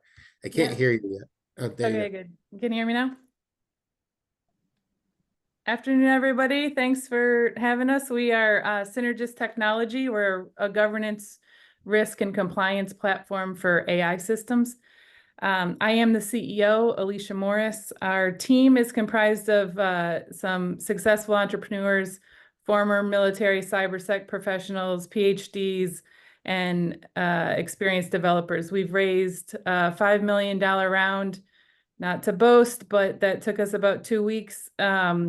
We are grateful for this opportunity, and I'm happy to give you a brief understanding about what we're all about. I'll talk about a little bit about our partnerships right now, just with Microsoft and AWS, of course, to enable their efforts around AI. We're beginning the strategic consulting partnerships. We've signed 2 of those, and we're about to release another newswire for another one. And then the managed IT service providers as well, we're interested in. We've got 1 signed client. They deal with a lot of agency work. We're on the Carasoft contract, and we're based in Boca Raton, Florida. That's why I have my fan on still, and it's November. So we should all want to use AI to get real efficiency gains for our organizations, which is why we are really industry agnostic. Although, you know, certain industries have more traction than others right now, fintech and retail, of course, DoD and some government organizations as well. But the reason why they're not, and this is from a Wall Street Journal piece where the head of Boston Consulting Group X said that, you know, his $1 billion AI development funnel isn't being implemented systematically because of the lack of controls to prove compliance in governments. So they're exposed to significant legal and reputational risk. And at Synergist, we're enabling those implementations by offering a governance, risk, and compliance solution for AI systems developed for operators, not necessarily high technical development teams. Our solution is called Affirm, and it's a platform, SaaS-based, and subscription model that gives transparency to an organization for their risk around their own, maybe internal use case policies, external frameworks like NIST and ISO. You need DoD, I know they're working on some of their own, as well as state, federal, and international law. There are currently 111 laws and counting in the last 8 months, if you can believe it, in the US that reference the need to report on impacts of AI use. International laws like the EU AI Act embody many data, privacy, and security directives, carrying large financial penalties for non-compliance. In large part, an organization must take this continuously changing and tremendous burden upon themselves and use AI responsibly and safely after the development team has done their project. And at Synergist, we sit with the organization or their managed service provider to continuously monitor the outputs of deployed AI systems, enabling the use of AI and its incredible efficiency gains while limiting reputational, legal, and financial risk. We believe that it's critical to start with the right governance and compliance processes, and that really starts with, a framework to procure safely and effectively. We offer a suite of documents and workflows to help get started on your AI journey. We also monitor those documents for changes, either by the latest laws or the ever-changing frameworks that are happening and industry directives. As an organization moves along that AI journey and they purchase the AI or they develop it themselves for business needs, we believe the idea of continuously monitoring is really the only way to comply going forward. So the fundamental difference between us and our competitors is a lot of them offer the one-time audits, and we're monitoring real time. Once an AI is in use, the development project is over, and due to the nature of AI in most cases, and I know I'm using AI in a general term, okay, so just bear with me there. But in most cases, the system learns and it changes over time, and that's the beauty of AI. But we've all seen in the newspapers, it can also create false narratives, hallucinations, and defects of all kinds. So Affirm provides enterprise-grade monitoring infrastructure that allows for automated detection of things like model drift, bias, and hallucinations, allowing for that transparency into reputational security or organizational risk. The ability to monitor also allows for an ability to mitigate and real-time decisions to be made on the use of AI by an employee or a human in the loop type scenario. An example for those who don't need it, I'm sure, but consider AI used by a major airline to administer pricing decisions for their bereavement purpose. The AI was operating as expected 2 months after deployment, and suddenly after those 2 months started to hallucinate and made up a bereavement policy not in line with the airlines, resulting in a headline in a major newspaper for the wrong reason. In the deck you have received, and actually I went too far there, but at the bottom there you have included in I've got a video demonstration of the Affirm product. So I'll just go into a bit of detail and you can investigate that on your own. These are our primarily 4 features that represent a body of work that is independent, again, from the good people who try their best to develop the AI an organization uses. Our system also does not use AI to test AI. The airline was developed, the AI use case was developed by credible and capable developers, but so is Gemini and so is Microsoft's Copilot. But in all the cases, there was unexpected outcomes. At Synergist, we use AI to research the latest ways to test outputs from AI systems, and then we have PH-level individuals around the globe to review those tests for viability of outcomes, efficacy, and for lack of a better term, just a sanity check. To use another example of how we're using our system for a bank, so considering an AI system to help with mortgage origination processes, by the way, incredible efficiency gain, 40% error rate reduction, 20% reduction in processing times, and 11% cost reduction in labor hours when AI is used. But that system needs to maintain the bank's version of fairness, its guardrails, and those eligibility criteria. If unchecked, the bank, of course, risks SEC fines in a legal suit, reputational risks, and all the bad things that come with it. But it's hard to ignore those efficiency gains. So these are the key features that represent many of our capabilities today, outlined in our roadmap, and we have a big release coming January 31st. We have many more that we're researching and trying to put in production. To help shape that roadmap, we have some early adopters we're working with. represented on the screen here. But we have been asked to be the software behind adherence to an AI procurement framework. So for the state of Montana, they would like to procure responsibly throughout their organization, many different needs, many different frameworks and laws to abide by and constituents to make happy. So complicated process. Similar work is being started for Florida to train their staff on what AI is, the readiness of their staff, the risks to the organization. We do have a learning management system that we carry a little bit of professional services around if you want some in-person training. We'll also give the state of Florida a compliant AI use policy template so they can begin their AI journey and potentially develop and buy. We have value-added resellers like Client and Public Consulting Group, and I mentioned another we'll be naming on the Newswire tomorrow, who will ultimately offer a software as a managed service for their customers because of that idea of monitoring. It's a great revenue source. And lastly, come to the ask here. We'd like a proof of concept with the DoD.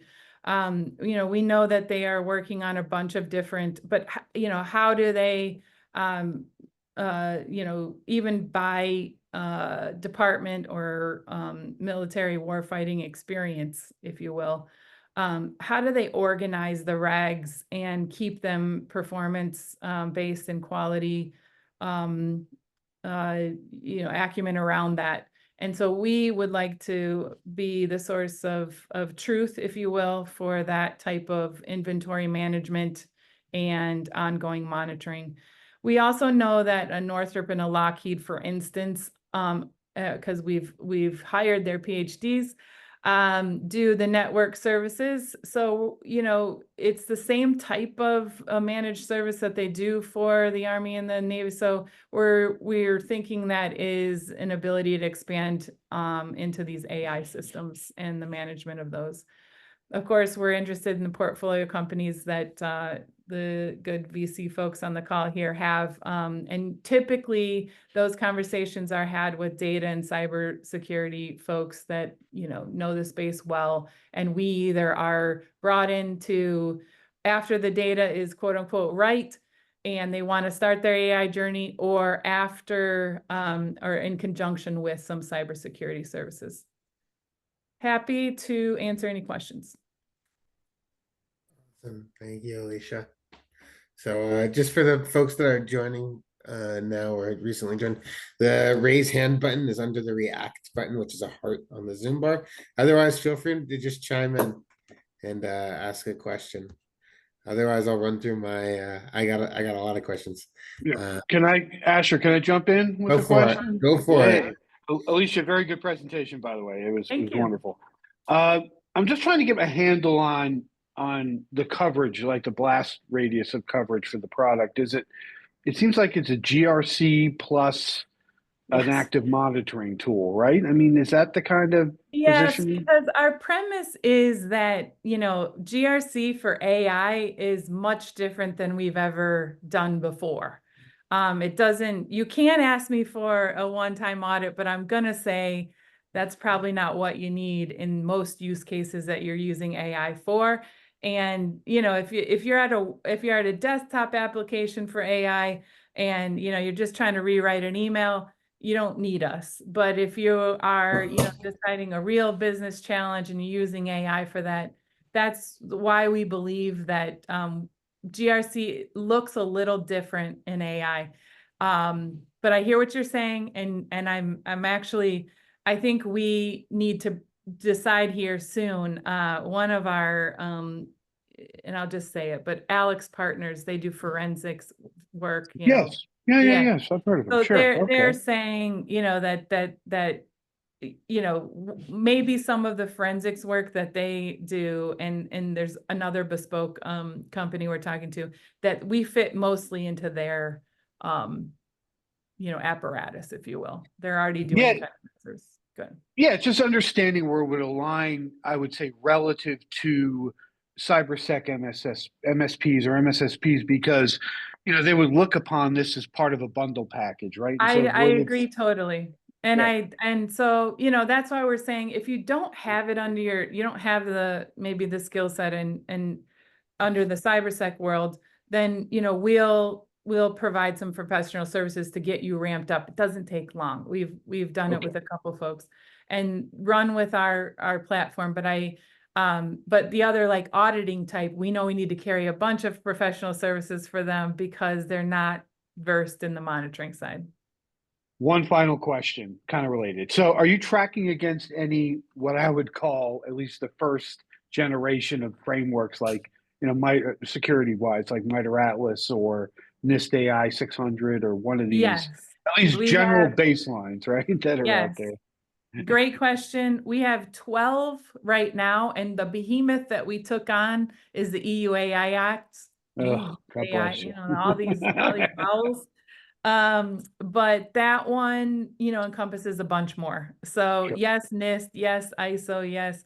But we have a mechanism. If you need a framework, and we have this in our software, you ask us for it, we'll turn it around in 2 weeks. So even that EU AI Act, which I still have nightmares about, but that one was, you know, we can get it done. It's just when it's something like that, it's encompasses a lot of what we do in the, you know, stateside. So it wasn't hard for us to break down, but we will get it in if we don't have it today. Super. All right. Thank you so much. Thank you, Jim.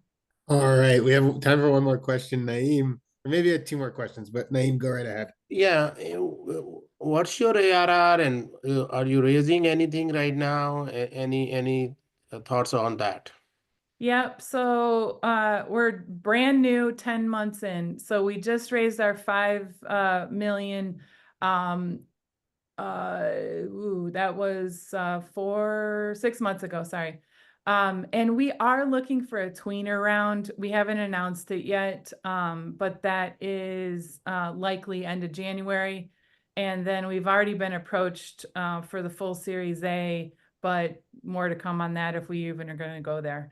ARR at this point is we won some grants, not part of the recurring revenue piece, but that is our only revenue today, and not even really revenue. Thank you. Thank you. Perfect. If anyone has one last question, one quick last question, now's the time. Otherwise, we'll keep things going. Hey, no questions, but great presentation. I'll reach out to you, Elisa. Thank you very much. I appreciate that, Gopal. I'm with Lockheed Martin Ventures. Oh, wonderful. Yes. Hey, good to see you. Awesome. On that good note, let's continue moving. Thank you, Alicia, for the presentation. And now I am going to put up Quantum Encryption Technologies presentation. So bear with me while I load it up, and then we'll be on the road.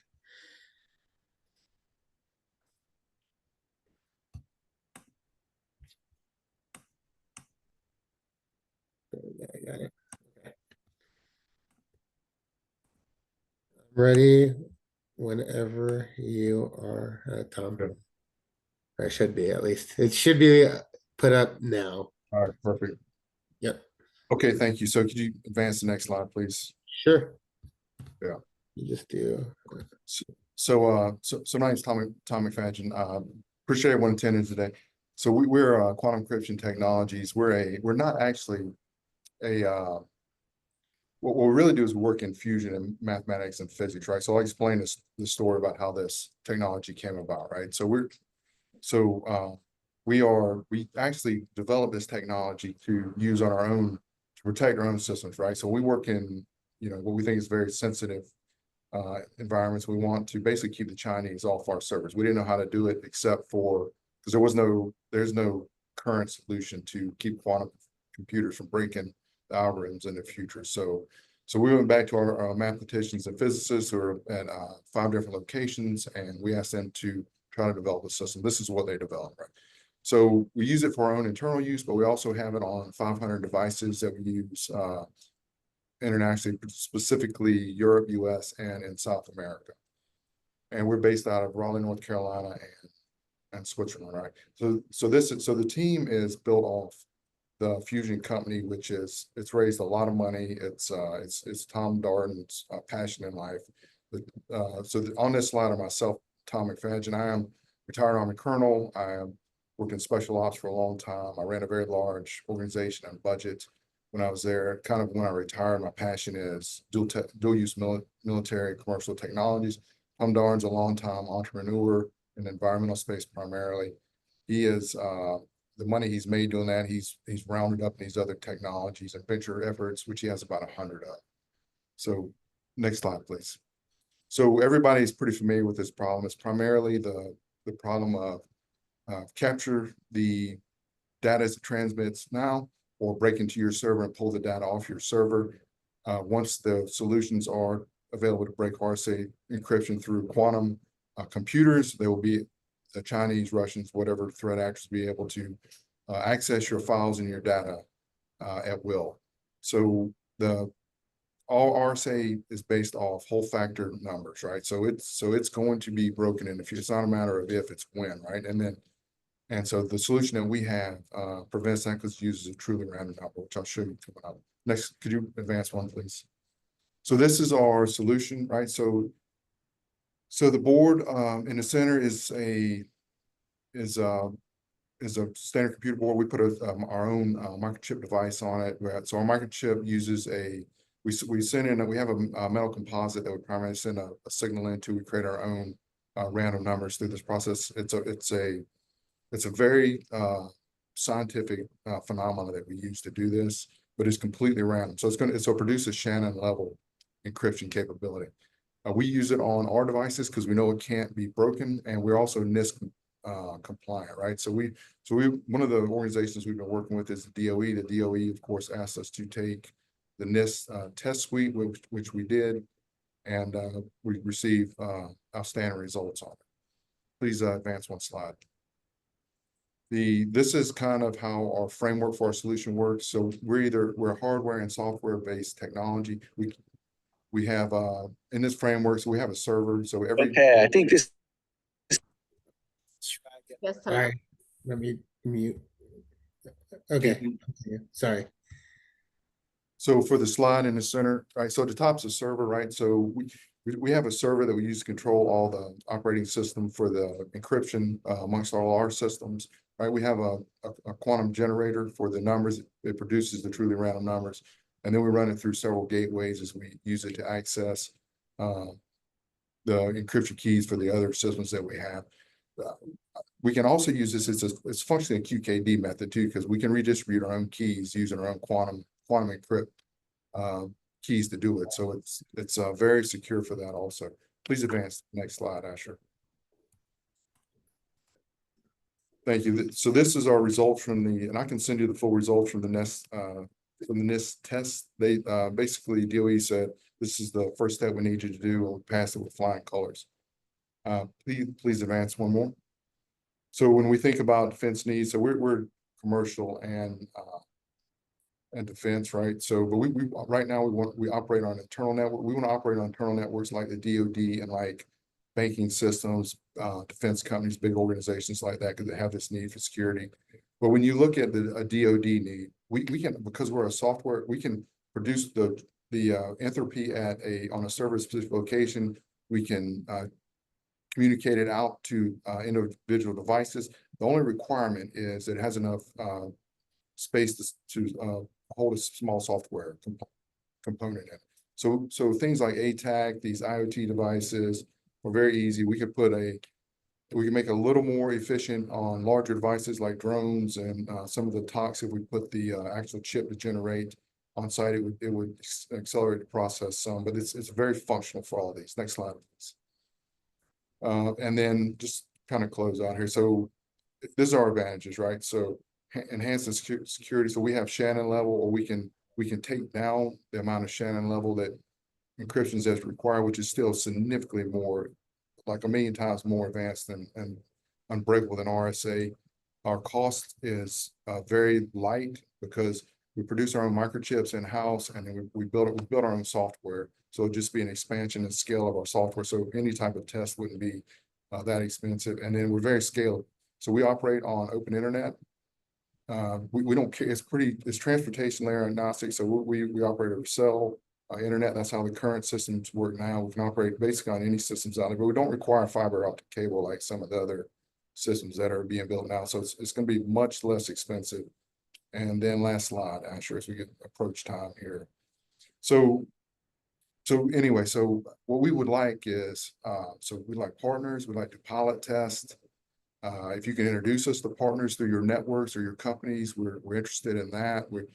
We'd like government validation, right? So if there's government, there's a gentleman from the Air Force earlier, we like government validation and the technology, we're willing to take whatever tests they are.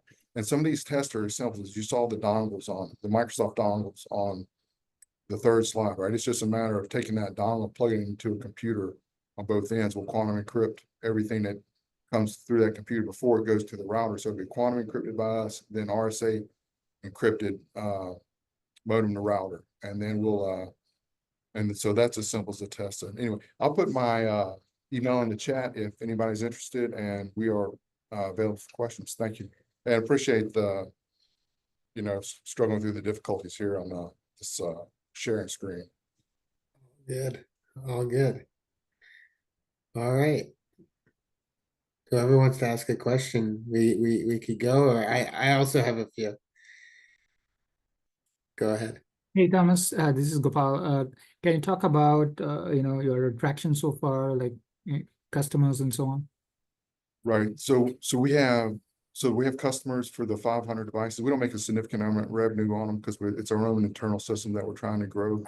But so they're primarily medical devices that exchange HIPAA type data, and then it's we run them on an EV charger network, right, which exchanges financial transactions on a daily basis. This thing runs several thousand transactions a day, and it's over 1 million total over the past year that we've had it operational. And then we're looking at, so I retired from well-known special ops unit, right? So we're looking at a test with SOCOM with, we've been talking to the Air Force and made no traction. We're working with DOE. That's a little different scenario where it's for their securing their infrastructure for the energy grid. And then we have our medical and our EV charger customer that we are currently working with now.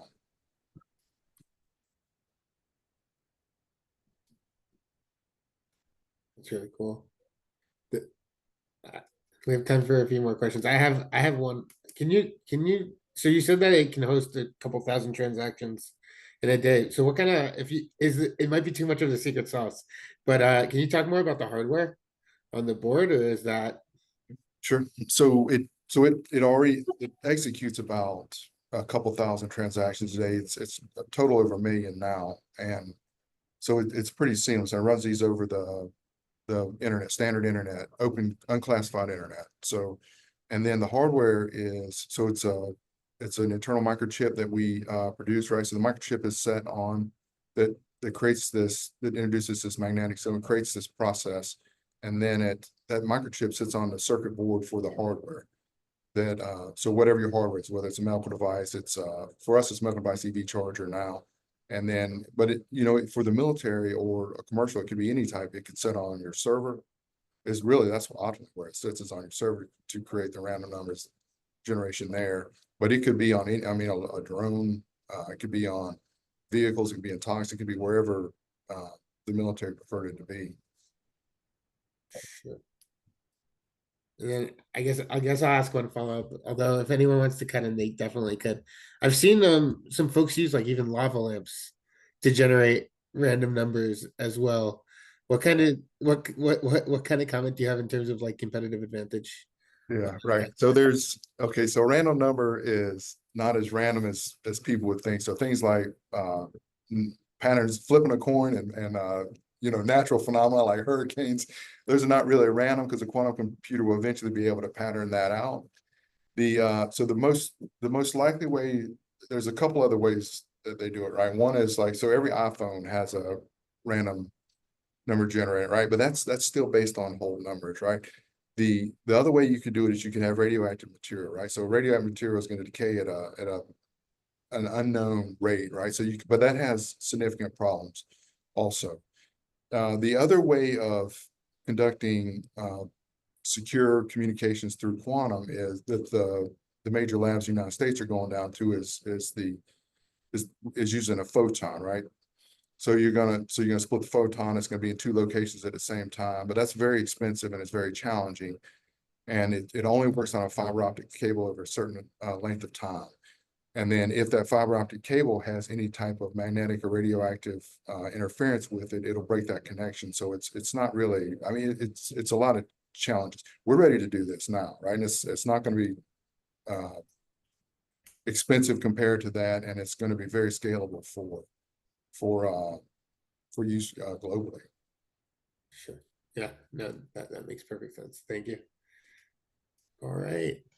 So let's see if it looks like there's one question in the chat. No, not yet. But yeah, thank you so much, Tom. Thank you so much for the presentation. I really enjoyed it. And yeah, your contact information is already in the chat, so that's perfect. Feel free to reach out. Anyone who would like to speak to Tom, feel free to reach out. Thank you very much. I appreciate it. Absolutely. All right. Next up, we have Sereniasat. Presenting from Sereniasat is Tom George. Hey, Asher. I'll go ahead and present from my computer. If that's fine. Okay. Whatever you want to do. All right. Let me know if you can see my screen. Is that showing up now? I can see it. Okay, wonderful. All right, great to be back. Hello, everyone. Thank you very much. I'm very grateful to both Brian Markowitz and Asher Radensky, as well as the entire Deep Tech Showcase team for providing me with a great opportunity to describe some of the work that Sereniasat has been conducting in collaboration with our partners on developing high-performance edge computing technologies for agriculture and defense applications.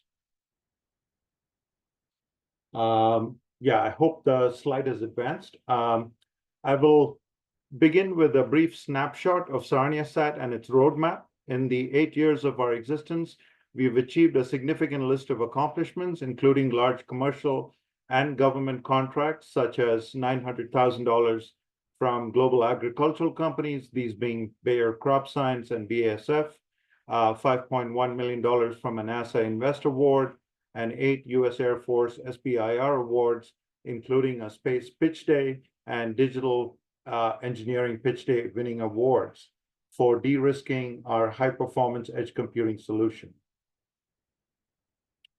High-performance edge computing is absolutely necessary for reducing the latency in deriving actionable information from complex big data, which could be either hyperspectral data and/or multimodal sensor data acquired by various platforms, including satellites, aircraft, and drones for multiple applications.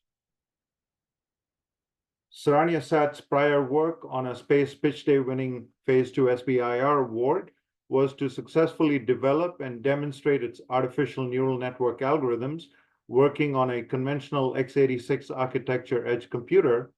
And here I show a couple of examples of detecting a single flying airplane within a highly cluttered 100 square kilometer scene with dense cloud cover. Our algorithms were able to find these literally needles in a haystack on multispectral satellite images in under 45 seconds.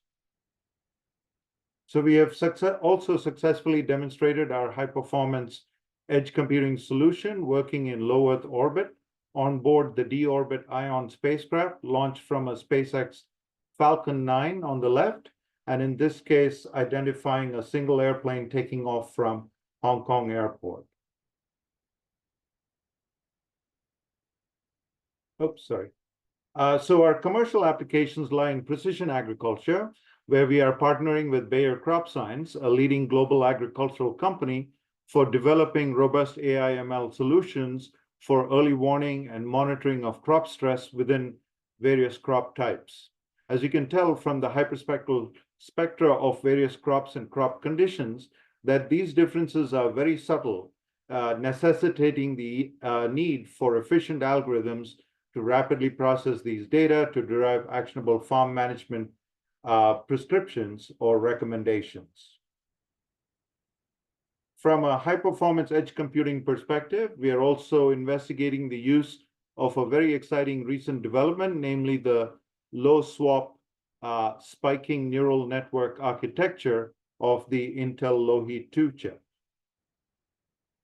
As mentioned before, neuromorphic computing technology has several significant advantages over conventional computing, in addition to the low swap as being particularly suited to asynchronous computing for sparse event identification, which, as you will see, is a very common occurrence both in a battlefield situation as well as on an agricultural farm. This is where we believe that generative AI comes into its own, whereby it is superior to conventional machine learning approaches that fall apart when attempting to accurately identify the target based on sparse data. We also are strong believers in multimodal sensor fusion for reducing the uncertainties in target identification, such as false positives or misidentified events, and false negatives or missed events. Finally, I thought I would tease you with an initial example of generative AI robustly creating a 3D target model on the right from the sparse data available on the left. This was a single shot of that vehicle. And last but not least, in terms of the ask, the TACFI announcement is out, as you probably know. And so we are seeking investors, government sponsors, and collaborators. And our TACFI objective is to hopefully do an in-space demonstration of high-performance edge computing for sparse data sets. And if you'd like to talk to me, that's my contact information. And with that, I'd like to thank you once again for your time and attention, and I'm ready to take any questions.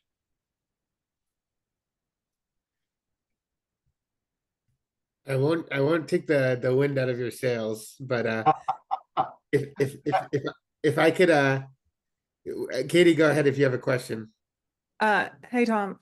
Yeah, my Hey. question was I guess twofold. One is, what is the data throughput that you think you can produce on with your edge compute device? And two, how are you differentiating from some of the other satellite and Earth observation providers out there like Planet Labs?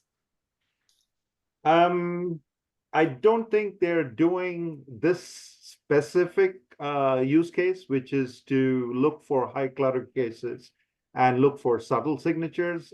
They are doing, are you talking about the Tanager data? Is that what you're looking at in terms of hyperspectral? Less so on hyperspectral, more on the edge compute.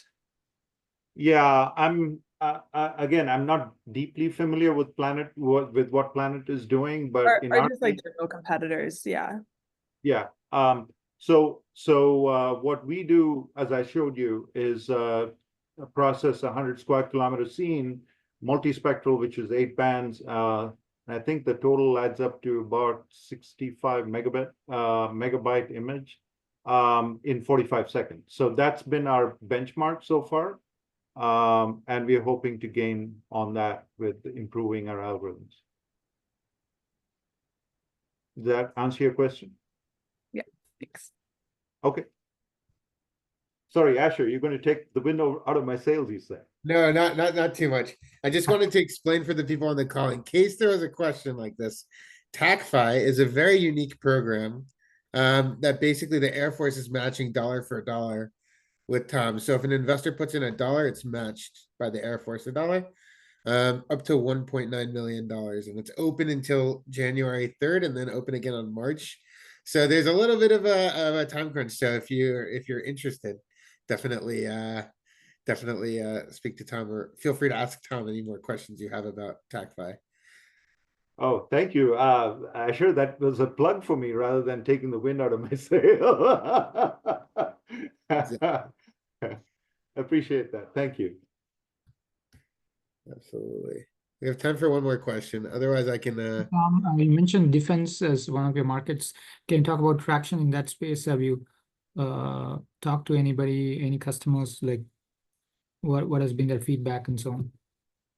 Yeah, I mean, Gopal, since you're coming from Lockheed Martin, you probably know the small business dilemma, right? Which is once you're successful, you kind of grab defeat from the jaws of success. And so what has happened is that past our successful transition, I mean demonstration rather, we've found it really difficult to make the transition to an operational setting, either in the Air Force or in the Space Force. We've talked to a lot of people, and they've all expressed interest, and either they have no money or, it's not, or this is not an immediate need for them. I'm not quite sure what the reasons are, but we have not yet been able to transition to a phase 3. And that's why we're looking to the TAC-5. I mean, we've got a number of MOUs from people, but these organizations, their money is all spoken for, so it's hard to pry new money out. So this is the inventor's dilemma, so to speak, where you do the demonstration and you fall into the valley of death. Thanks. So I'm hoping with your help, Gopal, that we can make the transition with having a 800-pound gorilla on my side of the ring. Yeah, let's chat offline. Yeah. Okay, sounds good. Thank you. Awesome. Well, I think unless someone wants to jump in, last chance to jump in. I think Tom, you should definitely leave your contact info. And thank you again for another. That was interesting. I actually learned a few things that time. Thank you. All right, some surprise. Good. My time was spent well then. Exactly. Thank you. I'll stop sharing. Perfect. All right. Next up, we have Yellowbox. Feel free to start sharing your screen whenever you're ready. All right, thank you.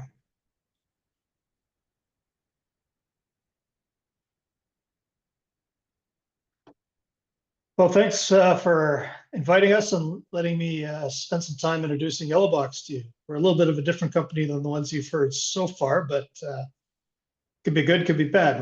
We'll get through it. So as many of you may know, we have a large growth trajectory for data center development underway, and some of the issues around that surround around power and where they're going to get it from. And there's been lots of discussions recently around nuclear options and a variety of different opportunities on power in general, but it is becoming a key issue in the industry. The other key thing that's changing dramatically is the need for advanced cooling solutions. And that's being handled primarily with a lot of the server developers. However, we've recognized that the rack densities are increasing exponentially, and that there's probably some supplemental cooling opportunities that could come to bear. So we're looking at that. So we're looking at this issue from a two-phased approach. To be able to enable a data center campus in the multi-hundreds of megawatts, we need to find decent land with access to reliable power. And our approach is to harness natural gas in areas that there is excess natural gas or access to dependable natural gas opportunities through pipelines. What that gives us is an opportunity to use the waste heat from the generators to actually power the cooling system needed outside the building for the high density applications within the building, giving us an expected energy savings of about 20 to 30% on a campus-wide basis. We've called that technology NCOOL. We've been in discussions with a number of different customers, trying to get a sense of what's needed coming down the pike. And we've gotten some excellent feedback on what we're designing, and we're ready to start developing. The nuance here is that to enable us to get the NCOOL system deployed, we kind of have to take a step back and control the land and develop the land piece in areas where customers want to be and where there's a gas access as well. So our strategy going forward is to take a look at the tier 1 and tier 2 sites that the developers are seeking to be in, and triangulate that with the natural gas infrastructure and fiber infrastructure, secure zoning and permitting, as well as contracts for the natural gas and getting the fiber to the sites. And then we will, once that's completed, we'll enter phase 2, which is to market the sites to the developers for either a joint venture partnership or a divestiture. We're expecting to take on about 3 to 4 sites in the next 6 to 18 months to get them to that permitted stage, and then spend a bit of time marketing the sites for divestiture. So we're actually in the middle of a raise right now, so throwing some cash numbers up here, which is a little bit different than the others, but this is what we're after. We have some design work to do on the NCOOL system that we're just finalizing with a reference design, as well as developing the land, the 3 to 4 sites that we talked about there. For this exit, for this first phase, we'll sell down the land, the developed land in the development company to a project SPV, which we will partner with the developers, data center developers, and work with them as well as external financing parties to build out the project infrastructure on our end. Alternatively, there's lots of interest in powered land for folks to take over and build their own sites. So there's that piece as well. And then we're also offering those interested an opportunity to participate within the SPV as well. We're looking at the NCOOL system as being an energy cooling as a service model with a demand fee as well as a throughput rate on power generated. So that's Yellow Box in a nutshell. You can contact my colleague Robert. I'll put up my email as well in the chat, and happy to take any questions. Thank you, Matt. All right, opening up the floor. Whoever wants to go first, don't be shy. Hey, Matt, thanks for your presentation. I think I saw a video of something similar to this out in Wyoming. My question is more focused on the business model. So, you're using the gas waste to power the data centers. You're going to sell those to large enterprises. What's the return there? What are you selling it for? So you're thinking phase 2? Is that kind of the once we're building it out? Yeah.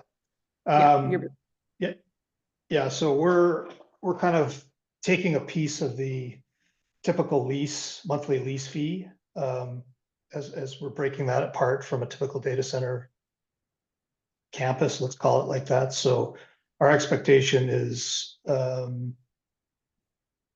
generally speaking, around net income costs around, or returns, I would say, is around 10 to 12% is what we're anticipating on that. We have some accelerators on the power side in certain jurisdictions due to the need for redundancy. We have the ability perhaps to sell power back into the grid opportunistically with the generators that are on standby. When the wind isn't blowing and the sun isn't shining, where there's a wholesale market, so we can take advantage of that as well.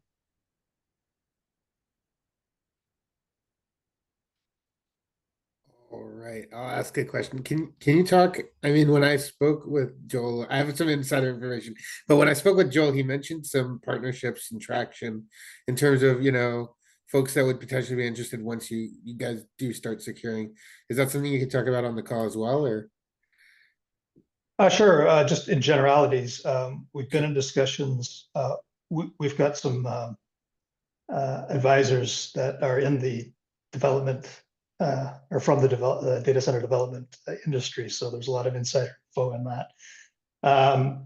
But we've been talking to several of the hyperscalers, as well as 3 or 4 of the data center builders, to get their idea, their expectation from us as to what they're needing to partner with us. And so we've got kind of the marching orders to get to that phase to lock them in as a partner going forward. So I would say there's several on that list that I had in the presentation that we've talked to, and they're quite interested in the pivot just away from the grid, because we can be up and running a bit faster than a grid connection in certain markets, certainly. So, and at certain scale. Yeah, and that would definitely, I mean, I'm sure there's a lot of people who are interested in that kind of capability. Yeah, absolutely. All right, we have time for one more question other than me, if anyone wants to ask. Otherwise, Matt, feel free to leave your contact info. But I'll give everyone a few seconds of time to get their thoughts in order if they'd like. All right, we'll keep it going. But yeah, I see it now. Thank you, Matt, for thanks throwing that up there, and thank you for presenting. And yeah, we'll be in touch for sure. All right, next up we have 2PIC / Marathon Digital Holdings. Feel free to share your screen whenever you're ready to go. All right, thank you. All right, let me share my screen here.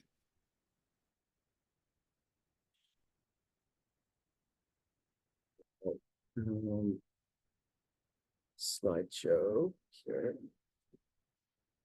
Beginning. Hi, everyone. My name is Josh Lee. I'm with Mara, which is a rebrand from Marathon Digital. So I'm talking to you guys about two-phase immersion cooling today.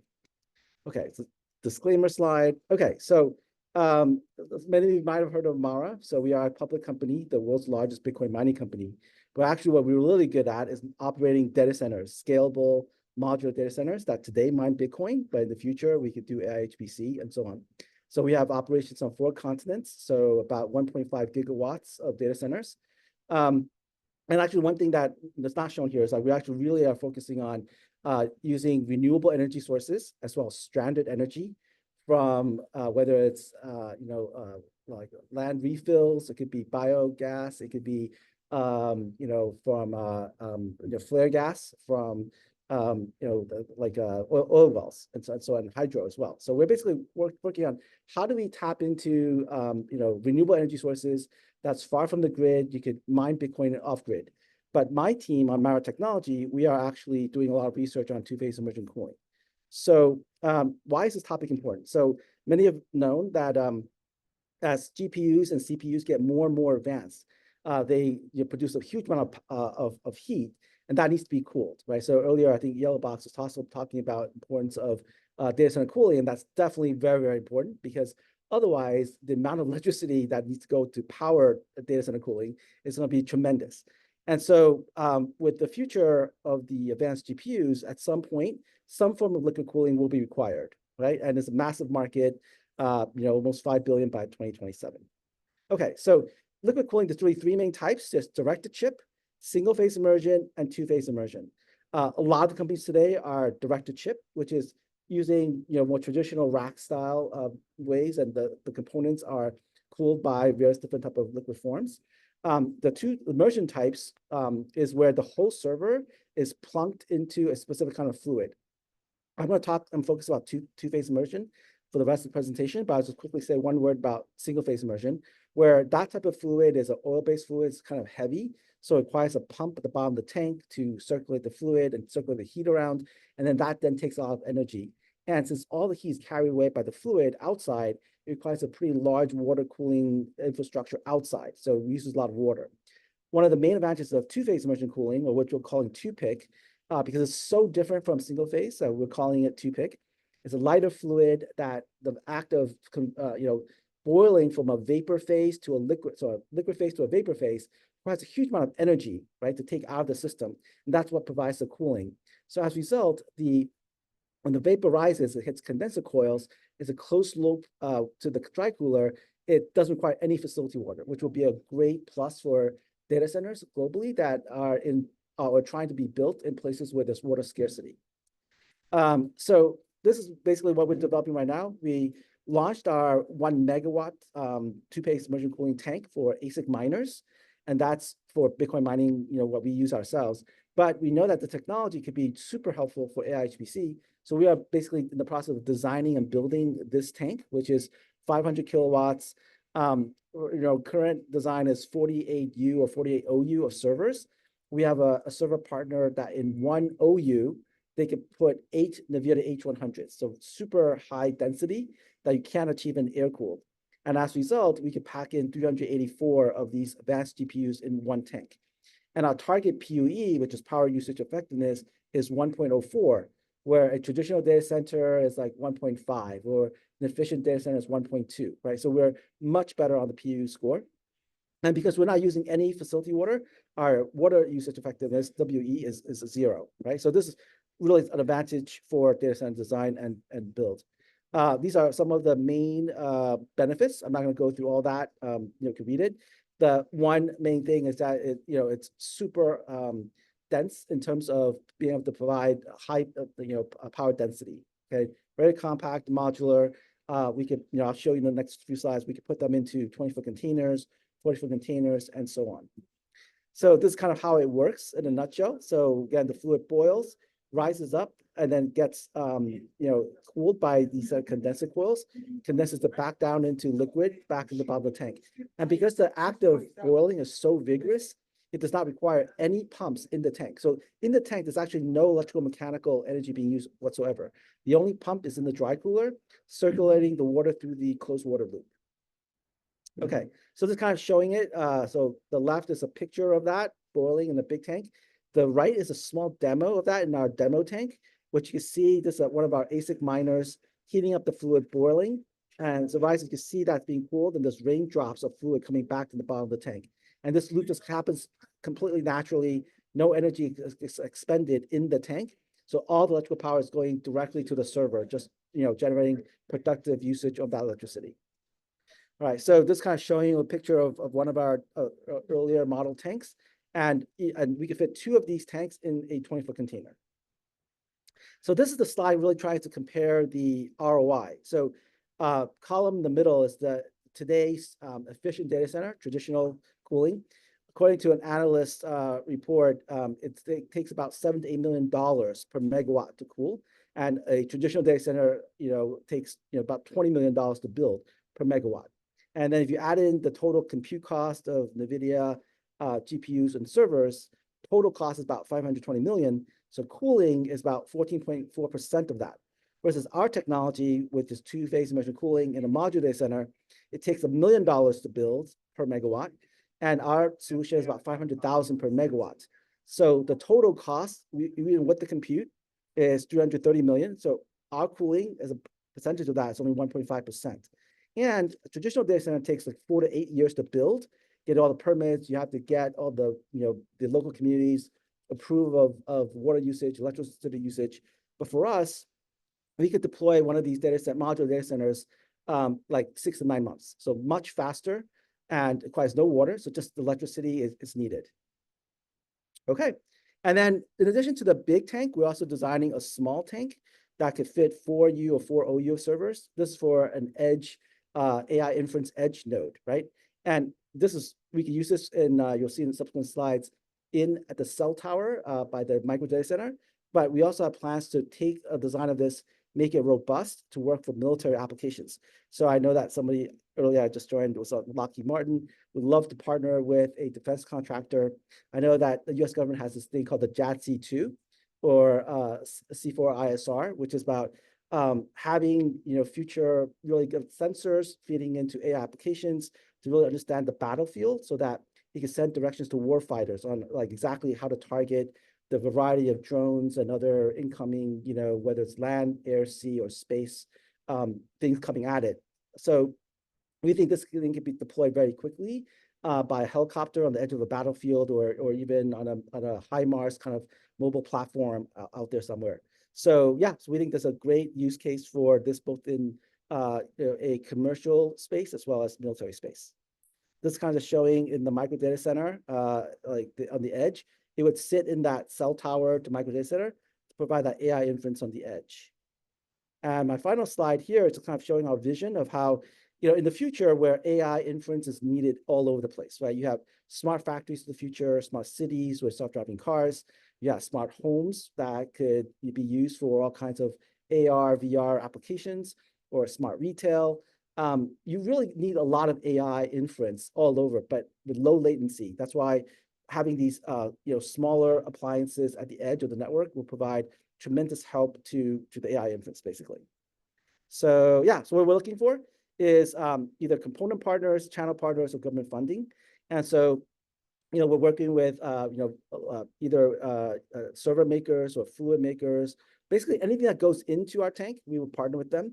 Channel partners are people who would integrate that solution for data centers for customers. It could be distributors.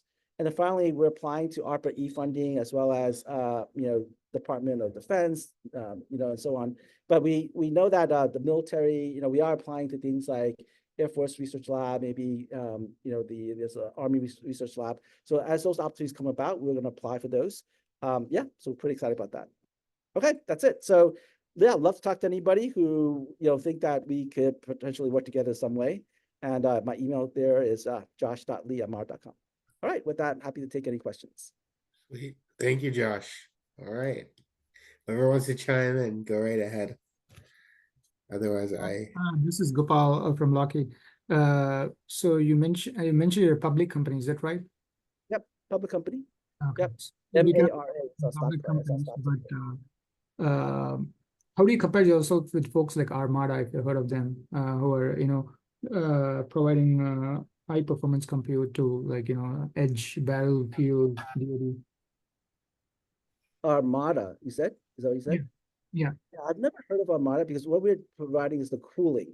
So we're providing the cooling infrastructure, and we will partner with the server, like our server partners. So Armada might be a partner for you. Okay, got it. Yeah. No, sounds good. Okay. Yep. Thank you. Any other questions? No, I'll reach out to you and maybe we can chat offline. Okay, Thanks. that'd be great. I have one if no one else. Oh, there's a few people. Paul asked about how you compare with the competitor that I cannot pronounce the name. I'm not going to butcher it. But if you want to look at the chat, Paul, it looks like. All right. So hold on. Wait a minute. So I'll ask the first one because I won't butcher that. But what has the reaction been from the server players, Dell, HPE, etc.? Yeah, so we haven't really talked to Dell and HPE because we've heard historically that they're not very focused on immersion cooling. They're more focused on the direct-to-chip option, which is what NVIDIA is focused on. So we're working with server companies that are not as well known. One is a French company called 2CRSI. They're probably the global leader when it comes to making servers for immersion-ready servers. And then we are working with Supermicro. And then there's also another Taiwanese server maker that has also a lot of research on two-phase immersion cooling. So I think for now, it'll take some time, but I think once we publish some case studies, get some pilots, you can show the tremendous results that we think is going to be cheaper, more scalable. You can deploy this. Traditional data centers also have challenge in the Middle East and other really warm climates where one is very hot and also a lack of water. Our solution requires no water. So we have some pilot partners in the Middle East, in Abu Dhabi and so on. I think that would really demonstrate the use case of our technology could really be the future of data center cooling. And then they asked how you compare. I'm going to go for it. How do you compare with Excelsius? I think it's pronounced. Yeah, I haven't heard them either. What do they do? I don't know. It's a question in the chat, so I'm assuming they're a competitor of some sort. I guess you They're- could. They do liquid cooling. Okay, so they're probably single phase, but the liquid cooling companies that we usually compare ourselves with are like Submer, right, and GRC. Those are the two main ones, but that's single phase. And so in some ways, like we see it as single phase and two phase are very, very different. Our company actually, we have a direct-to-chip like Hydro container. We also use single phase for some of our own Bitcoin mining. So we have experience using single phase. The liquid kind of gets kind of all over the place. It kind of sticks to everything. So a little bit harder to operate, and you have to filter it very cleanly. Otherwise, the fluid gets cloudy and has a foul odor. So from the perspective of just operationally ease of use, we think two-phase is a lot easier. And historically, one of the reasons why two-phase hasn't been as popular is, right, it was more expensive to basically roll out on a per megawatt basis. But I think those are some of the challenges that I think we've kind of have a handle on that, so we could roll out a solution with a pretty cost competitive solution. But yeah, Celsius, I'm actually here at Supercomputing 24, which is the largest supercomputing conference. And I've been to lots of other AI HPC conferences and Bitcoin mining conferences. I've not come across a Celsius, but I'll definitely look them up and try to understand what do they do. Perfect. I think that's it. And anyone, I'll give a chance. If anyone wants to jump in, last question, they can. Otherwise, I definitely appreciate the presentation, and that was very informative. I do not know that much about this stuff, so this was good. This is a good learning for me. I appreciate it, and yeah, thank you so much, Josh. And with that, I believe that we've completed the gambit. So we appreciate everyone who joined, everyone who presented, everyone who sat on the panel. Really enjoyed the presentations, and stay tuned in the new year for the aerospace and defense. And then there's also going to be the cyber AI and IoT showcase, which should be right in this wheelhouse. So thank you again, everyone, and have a good rest of your day. Thanks everyone. All right, take care. Bye.